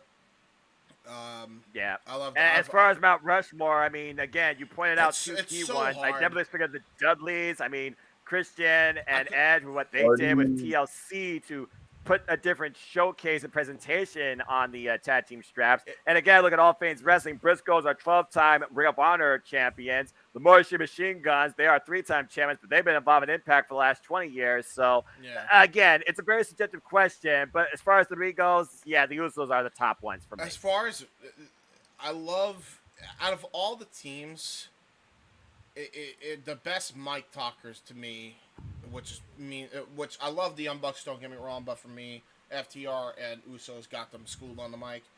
One of the best. Fight like an 8-year-old girl. Yeah, they're all pretty good. Edge and Christian are the best. The Usos. I remember that segment with the Usos, which I'm planning, by the way, on doing a Don DeMarco on. Is that fucking bar break, the battle, the rap battle between the New Day and the Usos is okay, I do remember that, especially when he said, "Don't go R, just don't go rated R," like your boy Xavier Woods. Dude, they both of them went in on each other, man. That was funny. Out of all of the stuff that was bad in 2017, Usos and New Day were the saving grace of 2017, man. They were so good together. They did like chemistry. 4 matches alone against each other. Definitely something to check out, JJ, because I know you probably... I don't know if you've ever watched that, but check out the New Day versus Usos rap battle. It's so good. Excuse me. Whoa. No, you're fine. Yeah, I mean, when it comes to me, I think it's hard to argue that at this point in time, the Usos are the GOATs. You know, are they? They definitely have what it takes in the modern era. How would they stack up against some of the teams from old in their prime? You were prime. Man, that's well, because you've got to think about the times that those teams were on top. Yeah. And would the Usos be able to hang today against somebody like Arn and Tully? You know, would they be able to hang against? Yeah, the British Bulldogs. And Owen Wilson. Owen Hart and underrated. Davey. Owen Hart and Davey Boy Smith, man. Would the Usos be able to hang with Demolition? James, cut that shit out. No, man, I'm gonna leave that.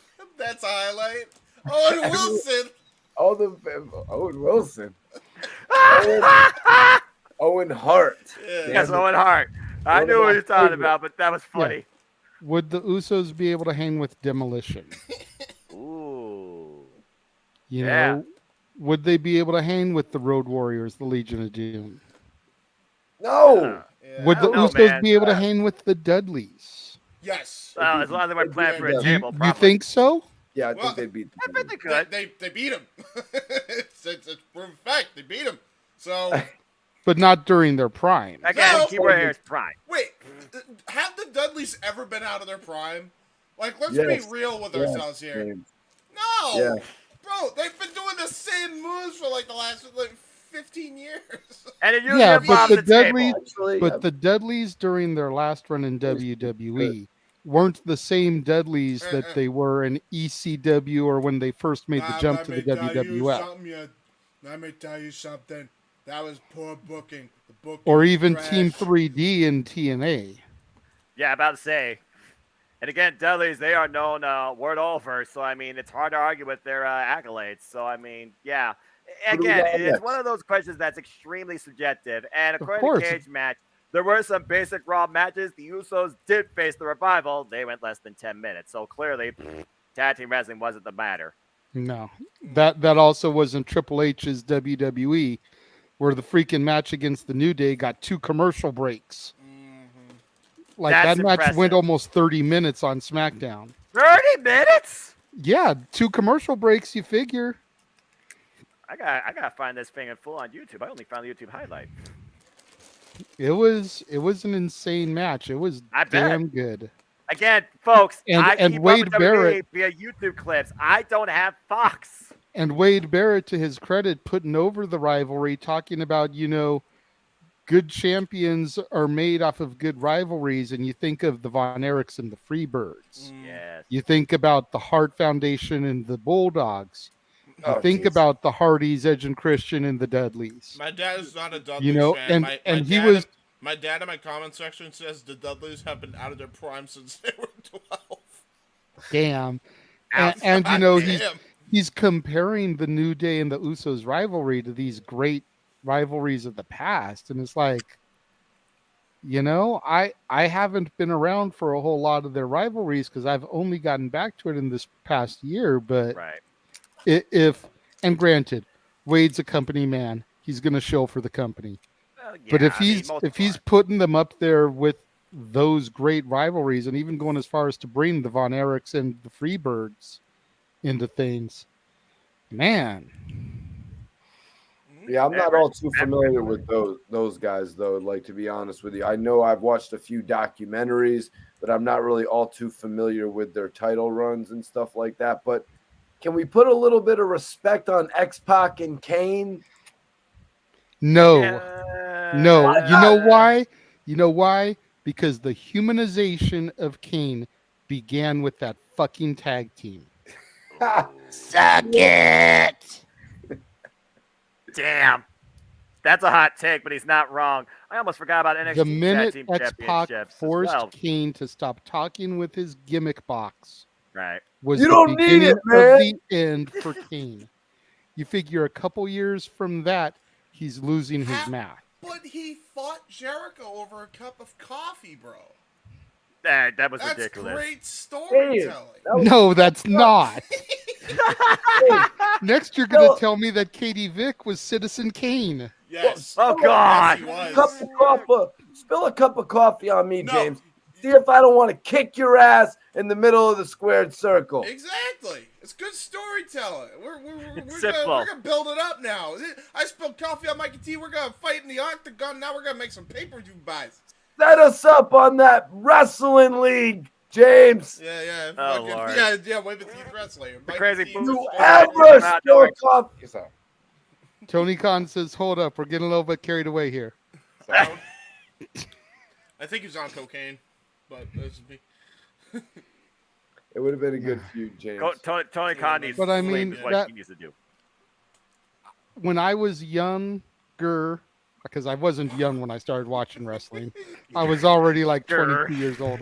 When I was younger and I was watching it as it happened, I was all about the Kane and X-Pac team. If you'd have asked me 10, 15 years ago to put some respect on that, I'd have been co-signing with you, Mikey T. But the more I've done my homework, you can literally pinpoint the humanization of Kane and the death of the monster to X-Pac making him say "suck it" without the voice box gimmick. How long did it even last? Everything else went downhill from Kane after that. I don't know about that, man. His team with Van Dam was fun, and I think it was more Katie Vick. I don't know about that. His 2001 run with the hardcore title, I think it was cool. Honorable mention, by the way, for a brand that's dead, R.I.P. the Red and Black. Gallus Boys were on top for over 400 days as tag champs. I thought they were green. What? Who, Noah? Gallus? The NXT UK talent, Mikey. Joe Coffey, Mark Coffey, and Wolfgang. I think they're in JJ's NXT. Not my NXT! But I digress. There it is. There's the graphic. We got it. It's definitely not Noah's NXT because, as we all know, Noah Foster is all elite. I love my friend for doing that. I love my friend for doing that so much. That's such a damn good graphic. At the end of the day, gentlemen, that is it for the topics that I have. Is there anything wrestling related this week that you guys want to bring up real quick? If not, then we'll just start running through the plugs. Do you think Kazarian will beat Josh Alexander this Friday for the Impact World Championship? Man, like I was telling you on the pre-show, I'm afraid that if he doesn't, he's going to hang up his boots and retire. And if he does, I'm going to be a mess. I'm going to be crying my eyes out for my buddy. Isn't he the X Division champion? He was, he's cashing in option C. He's turning the X Division title in for his shot at the strap, man. You know, the Impact 24 Wrestling, years this guy's been going, and he's never won the big one. Yeah, Impact Wrestling put a great video out on Instagram on their social media sites. The hype video, if you will, for this match, talking to Scott D'Amore, talking to his wife Tracy, Former Knockout. all these people just giving their thoughts, talking to Gail Kim about Frankie and his dreams and the fact that he has never been to that mountain in all these years, pioneer the X division. He had a shot against AJ Styles for the NWA title. He had a shot against Kurt Angle for the Impact World title. Came up short against both of them. Had a shot against John Moss for the AW World Championship one time on Dynamite. Came up short. And just couldn't get the big one. And you figure the man's a 24-year vet. 45 years of age. I was going to say he's in his 40s. He's about my age. You know, he's a year younger than me. I've seen this dude wrestle since 2004. Still a hell of a workhorse, man. This guy goes. You know, I've sat in the front rows of the Jewish community centers and watched him right in the ring in front of me. You know, just that close, doing the flux capacitor and the wave of the future and everything. Going to Ultimate Pro Wrestling when he was X Division champion and asking him where the belt was, why he didn't have it out there for pictures. Him excusing himself, going into the back, bringing the strap out of his duffel bag for pictures and shit for me, putting it on my shoulder, you know, for the picture that I have with Frankie. It's one of those things where, again, this industry, you love it so much, but is there a point where it doesn't fully satisfy you, give you everything you hope to get out of it, that you just, you know, you call it quits because your mentality at the end of the day, you feel like you might be on the verge of a collapse. How much more can Kazarian go without obtaining that key goal, becoming a world champion? Seriously, this might be his last chance. Exactly. I think this is it for him if he doesn't do it. And so that's why I say, like, I'm going to be just like Jeff was when RVD beat John Cena at One Night Stand 2. I'm going to be just like he was when Daniel Bryan defeated Orton and Batista to become WWE champion at WrestleMania.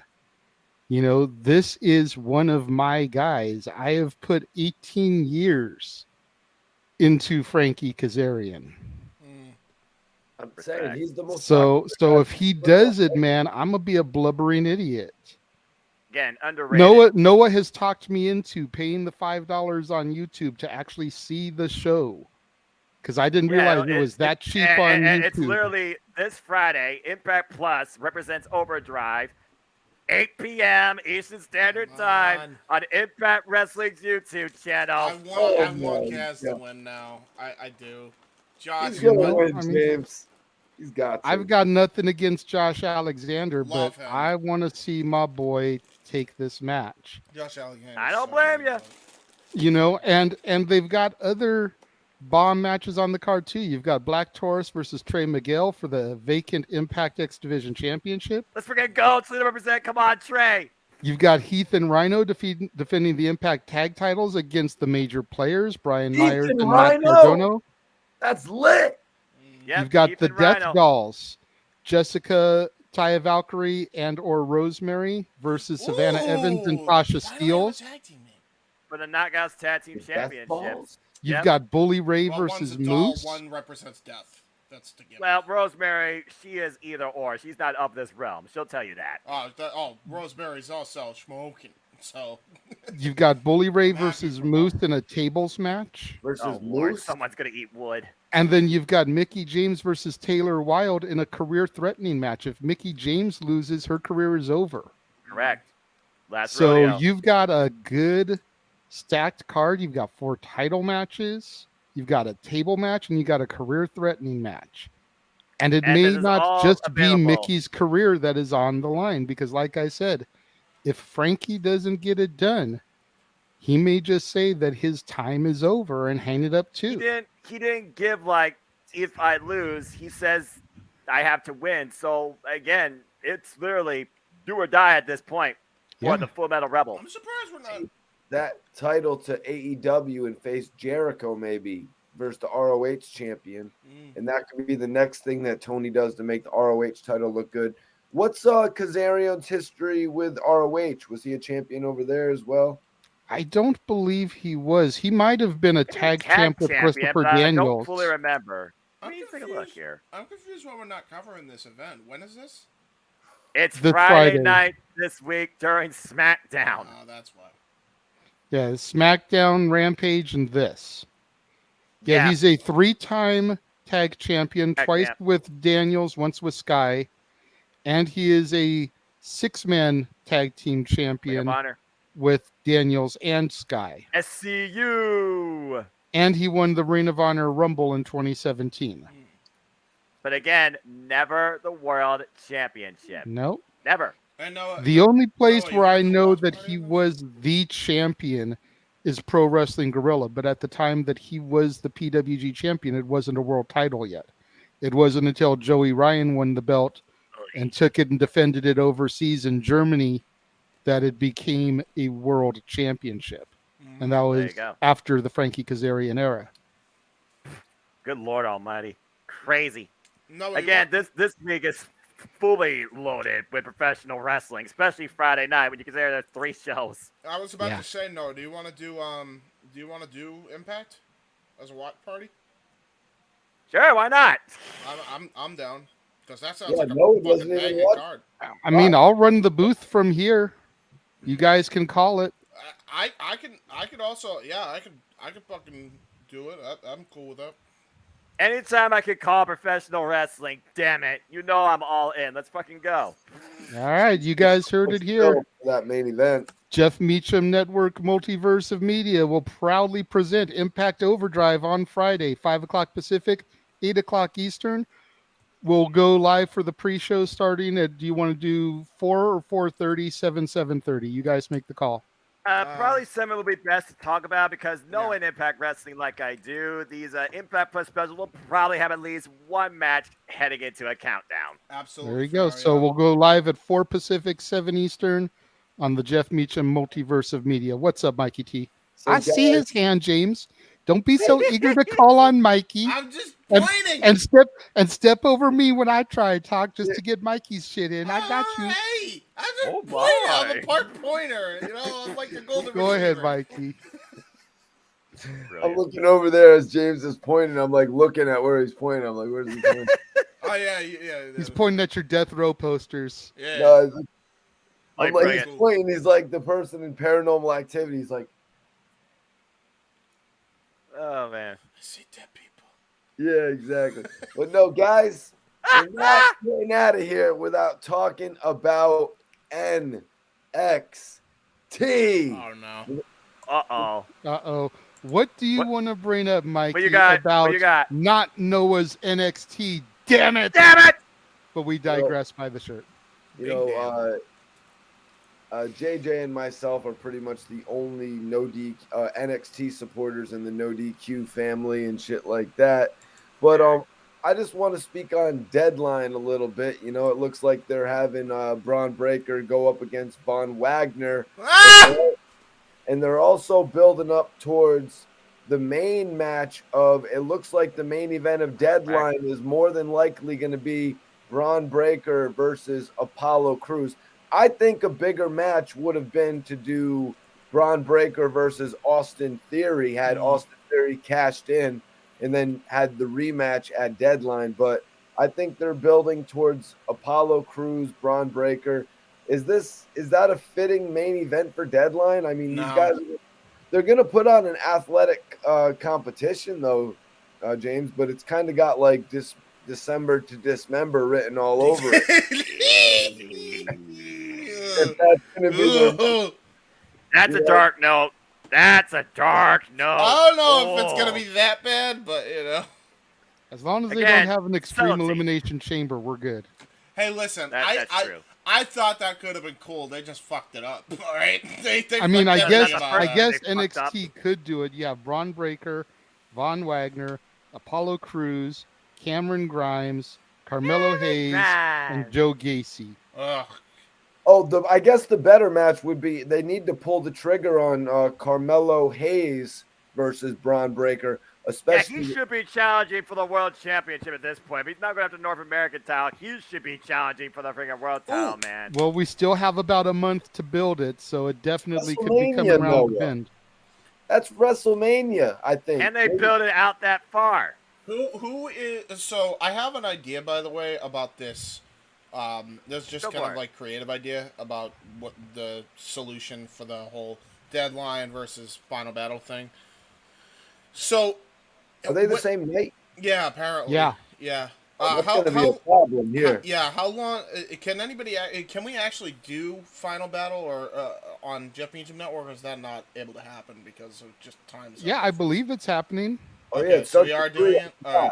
I believe so. We're Yeah, doing both I mean, because I don't think they're both on at the same time. I don't think. No. Yeah, but one might overlap each other. That's like the yeah, they may overlap by about an hour, but I don't think they're going to be running simultaneous the entire Pre-show time. wise, though, right, JJ?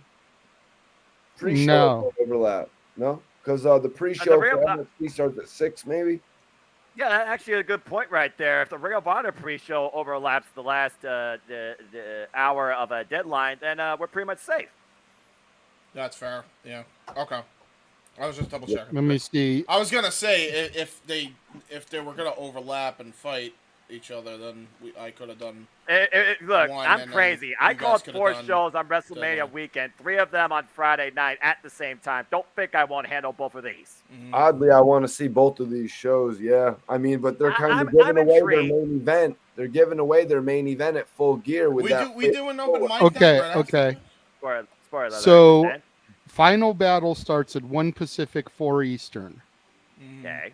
which means that NXT Deadline will probably start at 4 Pacific, 7 Eastern, or 5 Pacific, 8 Eastern. Which means the normal time for these NXT shows is usually 8 o'clock. So we should be okay because Yeah. Ring of Honor previews don't go for 4 hours. Yeah, and day-wide. we got Jesus Christ, 3. that means what? Freaking 3. We have 3 shows in that one simulcast then. Yeah. If you include open mic. Jesus Yeah. Christ. The final battle Oh boy! into And Deadline that's a Saturday. into open mic night. I'm going to be tied up a little. Well, tied up, thankfully- so I can watch nothing live. I don't think. Thankfully, the way we have our team spread out, it'll either be Noah and you, James, or Noah and Jeff doing final battle. It'll be Noah and myself doing Deadline, and then all of us will convene for open mic night. So Yep. either you or Jeff will get a rest while Noah and I do Deadline. Yeah, Noah, Noah's good going to luck. be the man with no rest. Yeah, Noah, good luck. He's going to bro. need to keep a pack of Halls or something on his desk there, Get some cough drops. stuck bro. on some lozenges in between the two shows. I'll be fine. I'll be fine. You guys got no worry about it. I'll be fine. And Inject yeah, himself JJ, with just- an IV of Mountain Dew. You say that. Dude, I think Propel too. You Did say you guys that. just cover 16 matches? Yeah. I did AEW All Out in Clash of the Castle. Freaking Noah, he says it in such a way where it sounds like that meme where the house is burning around him. He's like, it's fine. Everything's fine. Yeah, think about it. This is probably only going to be 13 to 14 matches max. Probably 5 to 6 on Deadline, 8 to 9 on Final Battle, unless Accurate. Tony Khan goes crazy with it. He might. I was going to say, this is Tony Khan. We have 9 official. Well, yeah, we have 9 official for 13, Full Gear, I seen the with ass 2 boys- more potentials for Full Gear. So And then you you have the figure if he 0 does hour, which you ROH have in the 3 same vein, you're looking at probably close to 10 matches. You for know a ROH. hook match is happening on the 0 hour. It's happening. Yeah, but let's not forget, JJ, there's the 0 hour that has 3 to 4 matches. Remember, at All Out, there was 4 matches on that. Yep. True. I think Lee Moriarty's going to take that title from Hook. Well, I mean, I think they want to push him. I don't know what the title really does for Lee Tiger Here's Moriarty. a hot Style. take. I just want a good wrestling match between those guys. So I think I we're going don't to know get if that. for Hook can give us a good wrestling match, man. What happened Yeah, to that? he's not Bro, are his you dad. kidding me? Are you He hasn't kidding been Not his dad. tested Bro, fully I have what been. I think he's alluding to, James. And What he's got a happened to point. the Tony Nese feud that never seemed to happen? Bro, people forgot his that. fundamentals are better than anybody else on the roster right now. Oh yeah, he's got the fundamentals down pat. He just hasn't been able to show what he could really do yet. Lee Moriarty would be his best match to date. And JJ, also, in case you don't want to do a YouTube for that show, the Overdrive special is available on Fight, same price, $10. It starts November 18th, 8 p.m. Eastern Standard Time. Again, main event: Josh Alexander defends the J-Hebert Championship against Frankie Kazarian.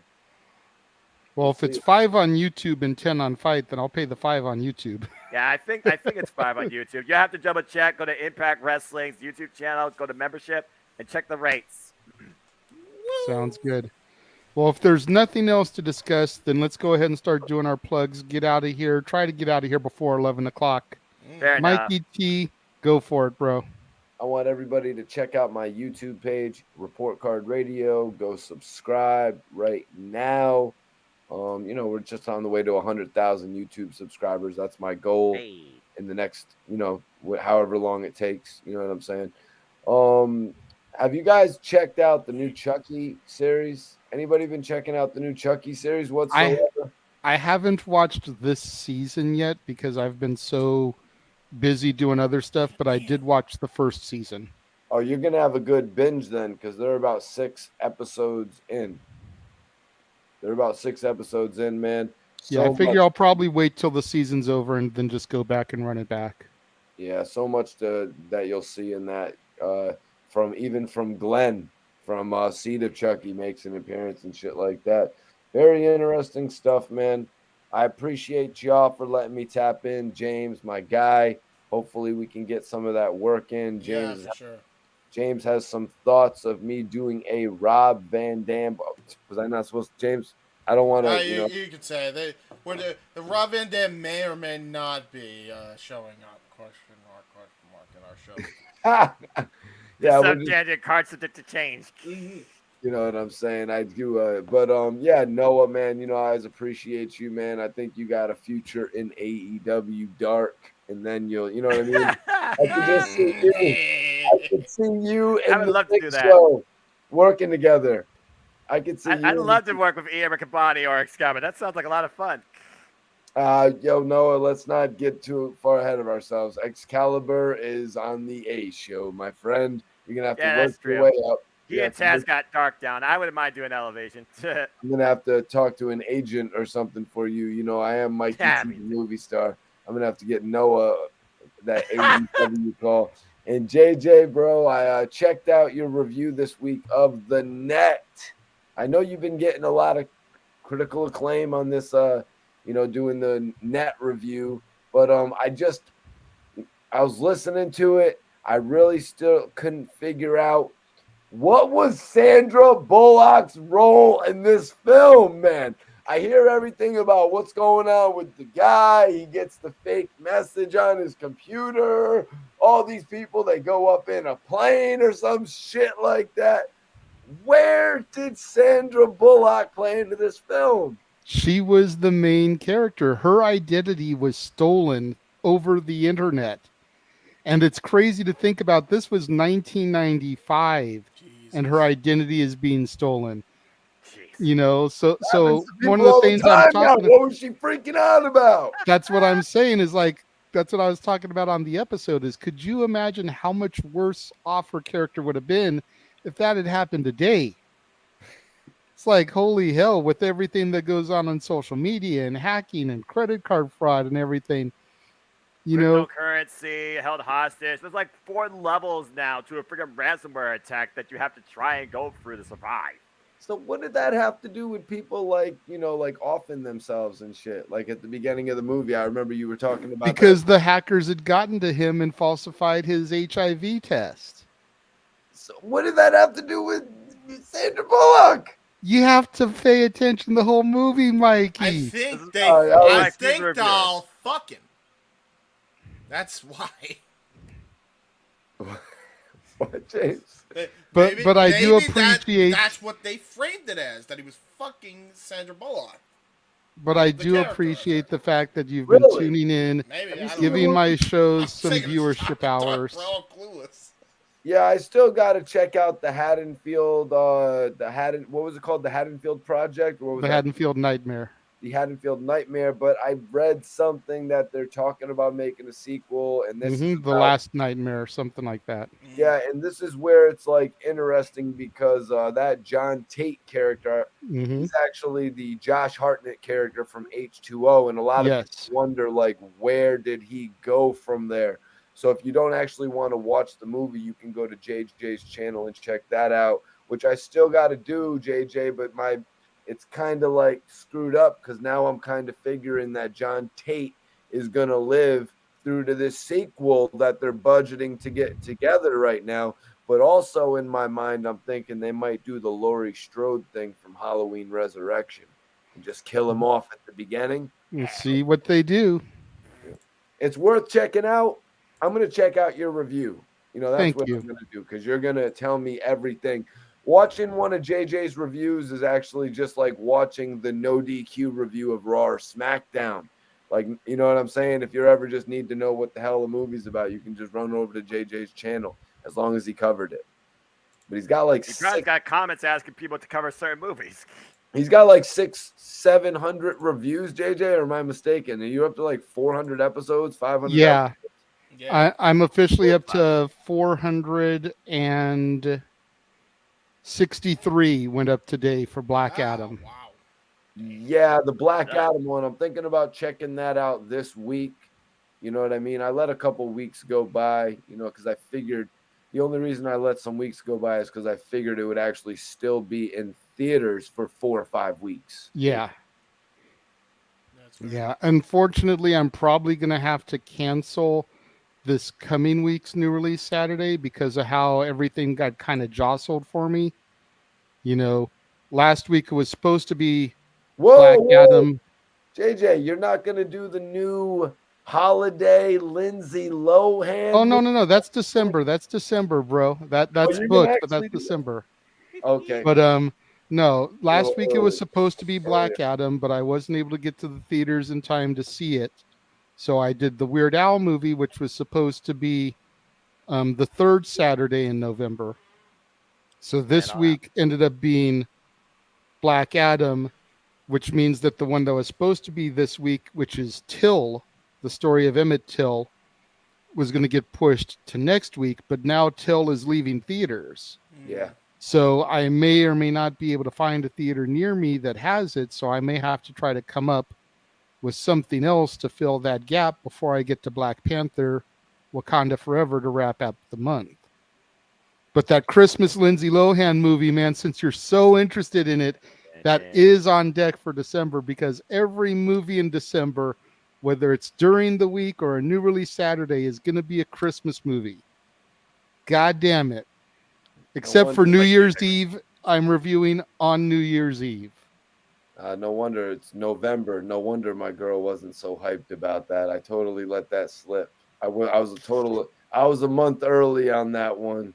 My bad about that, you guys. Nah, it's good. It's good, bro. I just appreciate, I said it a couple times, I appreciate the love and the fact that you check out my shows. I'm still trying to get those viewership hours up. I'm currently sitting at 2,928 out of the 4,000 required to get monetized. Oh, then you're right. You're about to be there, man. I'm hoping that I'll hit that 4,000 mark before the end of the year, but it takes the support from the fans watching it. Even if you guys don't watch the shows, just open up a YouTube tab, click on one of my playlists for Renegades Reviews. I have all 463 videos in there. Just start it at the first one and just let it run. Go about your day, go to work, go to school, let it run. It's going to tick off those hours for me. Once you get to the end of the playlist, run it back. Start the Dads on Wrestling one. There's like 100-something episodes from me and Jeff back in the day. Damn. The old Renegade Wrestling show. There's 99 episodes from back in the day, back in 2011, 2012. Just let those run off. Help me boost up those visibility so I can get to 4,000 by the end of the year, guys. I am so close. He's going to get there. James, I see you've shared your screen here. We'll go ahead and pop that up. Yes, sir. Yes, sir. You guys can check out my YouTube channel, youtube.com/user/J-Hebert Side 95. That's JHEBERT 95. Your main hub for everything for the Wins Productions and more. I highly recommend that video right there. If you can highlight it real quick with the CM Punk graphic. Yes. That is 3 hours of this man talking about current professional wrestling and why it has driven him away from watching the modern product.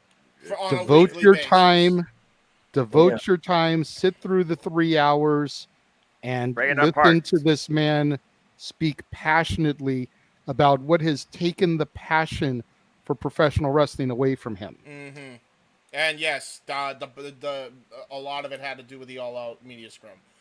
Check that out. That's the last live stream other than Open Mic Night, which is currently airing right now, just by itself. Woohoo! So there you go. Check that out. Hey. Check out all the stuff. Talk Wrestling debuted on my channel for the very first time at the beginning of this month. So go check that out from the Jeff Meacham Network, Multiverse of Media, as well. And that'll be on his channel anytime Jeff is able to actually get home and do a Talk Wrestling. Yep. And with his schedule. And then there's AEW Grand Slam, Dynamite, and Rampage live reactions from a month ago you can check out. As well as other stuff as far as FTW Productions are concerned. I actually got all the playlists ready to go. I got my videos right here. The live streams are all over the place, but they're there. I got my music in there as well, like my theme edits you can check out. All my popular videos are pretty much that, so go check that out if you haven't already. And shows that you can expect on FTW Productions: the Gold Rush, the WYW Gold Rush Tournament, SMBZ voice acting, the Watch Party, the Button Mashers, which is a Let's Play series, Indie Force Podcast, Wrestling Rundown, and the ATW View. Respect to Noah there. We also got secondary FTW shows: Open Mic Night, which is going to be rebranded to the Royal Lion Lounge. Stay tuned on that one. Wrestling with Idiocy, J-Hebert Side of Things, AEW Spark, and soon to be debuting WWE Aftershock as a spinoff of that. Stay tuned for that. Content and Review, Retro Wrestling Review Series, Simple Takes, Watch-Along, and the Fantasy Booking Series. Along that as well, you can check out my playlist for Open Mic Night. All right here. Everything is where it needs to be. And you can subscribe to everybody a part of For the Win Productions, from Weymouth Youth Wrestling to Casey Gallagher to Owen Finch to Mistress Audio to Noah Foster to our newest member, Firelord Kuzan, and to Owen's second channel, Owen the Talkinator Studios, and our behind-the-scenes FTW channel, as well as our friends of FTW Productions, from Jeff Meacham to Wade Needham to JJ Williams and everybody in between. Go subscribe to those people in the channel modules. So there you go. Nice. Now we got my show, which seems like it's always never ending. I will try to go through this as quickly as possible. As I mentioned, Black Adam went up earlier today, so make sure you check that out. Tomorrow will be another episode of the War Zone, the weekly acquisition report, where I show off the latest additions to my ever-growing movie library. This week it'll be Blu-rays that I got from Goodwill for $1.99. So make sure you check those out. There's some good titles there. This month is Sandra Bullock on Renegades Reviews. Coming up this coming week, we've got Hope Floats, Practical Magic, and 28 Days in store for everybody.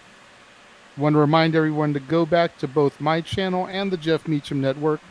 Check out Jeff and I as we discuss ECW's top 10 matches in November to remember history. Of course, Statboy Sports Bar featuring Dory Lou on Tuesdays. The time is generally 4 o'clock, but sometimes it fluctuates a little bit depending on if No DQ has a special stream, as is the case this week with their predictions, or if I end up producing. Jeff usually puts out a post early in the day, though, letting everyone know exactly what time it'll be at that day. But make sure you tune in on Tuesdays. Make sure you tune in to our friends at No DQ and Aaron Rift, the Boss Man, for his Raw, Dynamite, and SmackDown recaps, as well as the No DQ review. If you go back and check out this past week's episode, you'll see I was on it. as well as Big Baller G, Walter Cruz, and of course your host and co-host, Virtue and Aaron Rift. Next week, Full Gear. The Gears! Let's bring it go! Going to be covered here Saturday. Of course, we're going to have Overdrive now. You heard the official announcement earlier. There's no graphic made because it was just decided on the fly, but tune in for that. 4 p.m. Pacific, 7 Eastern, across the multiverse of media for Impact Overdrive. I see a sad face here. Then we've got top 10 charity singles coming up on Monday the 21st. Going to be discussing things like Do They Know It's Christmas? We Are the World, What's Going On, stuff like that. That was designed with raising monies for noble causes, charitable causes. We're going to have a very special edition of Renegades Reviews coming up on Tuesday the 22nd as Jeff Meacham is going to take over the show to review Mickey, the Story of a Mouse. You've seen the trailers going into Hard Times and Open Mic Night today. Little bit of what's in store there. The Santa Clauses kicks off on Thanksgiving Day. Going to be reviewing that Disney Plus original show. Scott Calvin is back. Speaking of Santa, make sure you book Santa Meach as early as possible with his Disney schedule. You want to make sure you can get a virtual or in-home appearance. Oh, I'm going to have to do that. His range has actually opened up a little bit now that he is working down in Disney. If there are people in the OC area that want to book Santa Meach, get your requests in and he'll work it in around his schedule. Make sure you check out the Cleveland combatant, Josh Mansfield. He popped in very beginning of the show to give James his props on his opening video. So good. You can find him on Twitter at CatholicJosh122 and on Instagram at MellowMangram. And then, of course, we've got the Survivor Series in a couple of weeks. War Games! War Games! War Games! We've got NXT Deadline and Ring of Honor Final Battle on the same day. Heaven help us. As James pointed out, that is 3 shows in the course of that afternoon, evening. Final Battle, followed by Deadline, followed by Open Mic Night. We are going to be tired. Bring it on. I'll bring the energy. We have the Eve of Christmas Eve special edition of Open Mic Night, where we're going to be discussing our Christmas traditions. No wrestling talk that evening, but we will have the Wheel of Carols. Oh, God. Yeah! For a $5 super chat, spin the wheel. Those are some of the songs that are on there. All those songs are in the public domain, so we don't have to worry about copyright dings. You know, I'm going to steal Noah's phrase, even though he is covering his face in shame because he doesn't want to do it. Let's fucking go. Yeah. I know James is hyped for this. I'm hyped for this. I know Josh is hyped for this as a Christmas fan. Jeff doesn't care for singing, but he loves Christmas, so he's down. The only one we've got to deal with is Noah. Look at that face. Look at that face. And then, of course, great. New Year's Eve, probably the longest open mic night in history. Oh, yeah. We're going to begin at 8 Pacific, 11 Eastern. We will definitely be on the air when New Year strikes on the East Coast. We are going to try our damnedest to ride through until New Year strikes on the West Coast. It is going to be a long broadcast. Mm-hmm.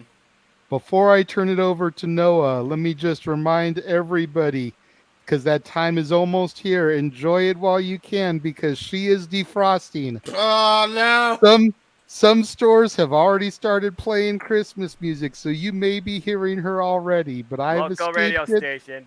I've escaped it thus far, but enjoy this time while you can, because she is defrosting. Oh, trust me, she's out, dude. I've already heard it at least twice. And let me leave you with, and I had picked this song, this Christmas song, because Jeff was going to be here, because of one of the lines there that always makes me think of Disney, even though I know it wasn't originally written about Disney. But it's beginning to look a lot like Christmas. Everywhere you go, there's a tree in the Grand Hotel, one in the park as well, the sturdy kind that doesn't mind the snow. It's beginning to look a lot like Christmas, and soon the bells will start. And the thing that will make them ring is the carol that you sing right within your heart. And unfortunately, we're going to have to hear Noah sing on the Christmas Eve edition, much to his chagrin. But he is a team sport, so for a $5 super chat, we will spin the wheel and sing whatever song it pops up on. Oh, you're damn right you will, Noah. But yeah, it's the line. There's a tree in the Grand Hotel, one in the park as well, because Disney out here has the Disney California Grand Hotel. And then, of course, you go over to the main park, and there's a tree right there on Main Street. I don't want. So I hear that song, but I always think of Disney. I'll be super chatting that night. Listen. All right, there we go. We got a commitment from Mikey T. See, and I've already figured too. Once we start to eliminate a couple of songs on the list, what I thought we would do, since me and James kind of got a kick out of it last week, we'll put like James's interpretive song. Yeah. That way he can like pick a song and then do like his Morgan Freeman to it. That way we don't get copyright I was about to say. Or me doing like my William Shatner bit. Oh yeah, freaking. Or I'll just do one real quick for James Friedman, right? There's not a lot I want for Christmas, but what I would like very much is if Mariah Carey would stop being played on the goddamn mall radios. Can we pick somebody different for once, for the love of God? Said Morgan Freeman with a rant like that, the whole internet would break. Right? Right? But something along those lines. That way we can still do a pop song that maybe is not in the public domain, but we won't get dinged because it's Morgan Freeman speaking it. It's William Shatner dialogue to it, you know. Maybe I'll pick one of my Muppet songs and I'll do my best Kermit the Frog. One has to be Christopher Walken. Hey, if you can do Christopher Walken. I like this Christmas Carol, but it's missing more cowbell. Blue Oyster Cult. There you go. I like that idea. I can't imagine Gilbert Godfrey ever doing anything like this, but oh Lord. Are you sure about that, Noah Foster? Because I'm pretty sure about this, James, all right? Are you pretty sure? Because I think I'm very festive now that I'm up in the heavens. God rest my soul. Wait, I'm here. What the hell? How did I make it here? So yeah, that's what we have in store the coming weeks. What the hell am I about to deal with? That's what's going to Noah, be on the Christmas episode. What the hell you're going to deal with, Noah? And this is where I know that you'll be a team player and you'll suck it up. What is it that you always tell me when I tell you I'm nervous about calling an event? Loosen up and have some fun. And I know that's exactly what you will do because that's what that episode is intended for. For us to let the walls down for our fans, break the walls and down, show them a different side of us four, if you count Mansfield and Meacham, 6 wrestling geeks. What time is this show, JJ? I forgot. Normal time. It'll be on a Friday instead of a Saturday, but it'll be normal time, 8 Pacific, 11 Eastern. Okay, cool. Okay, so right after Rampage, so I don't miss the yeah, holiday. I'm gonna I miss. look at my wrestling. Good deal. I'll miss SmackDown, but it's a sacrifice I'm willing to make. Damn it, for the good of the team. And now it's time. All right, now it's fair enough. Mr. All Elite Noah Foster, take us home, good sir, as you always do.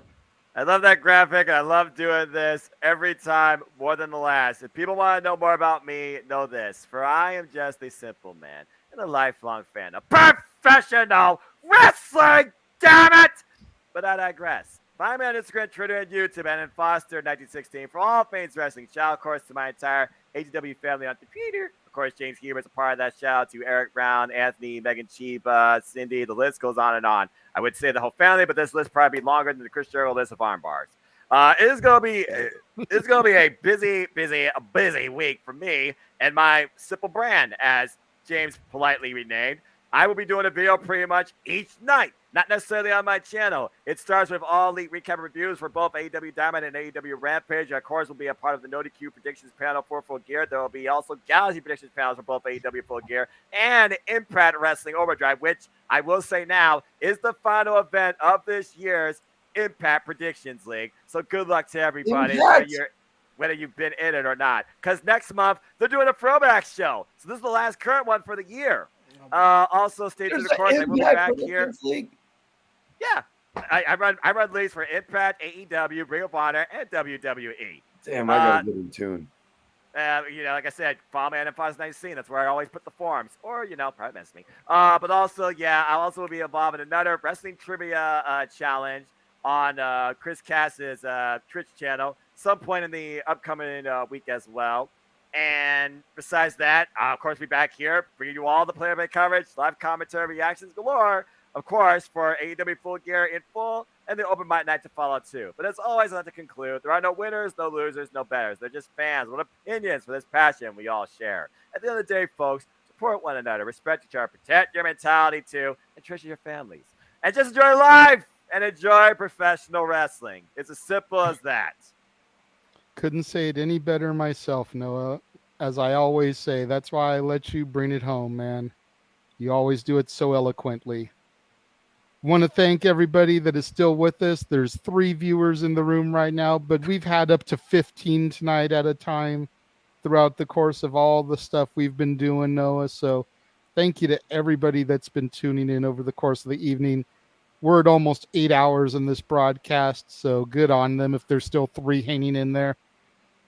I know it's almost 2 o'clock in the morning on the East Coast, 11 o'clock out here on the West Coast. So we got to appreciate those hardcores that are still riding with us. Exactly. Absolutely. Respect. We will see everybody for Overdrive on Friday, as I said, 4 Pacific, 7 Eastern. For the Simple Man, Noah Foster. For the Heb Man, James Hebert. For Mr. Report Card Radio, Mikey T.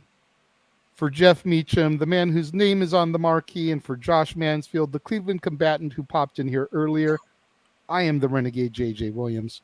Thank you for tuning in for Open Mic Night, and we will see you guys next time. We will see you next time for Open Mic of the Night! Good Lord Almighty. Have a good night, folks.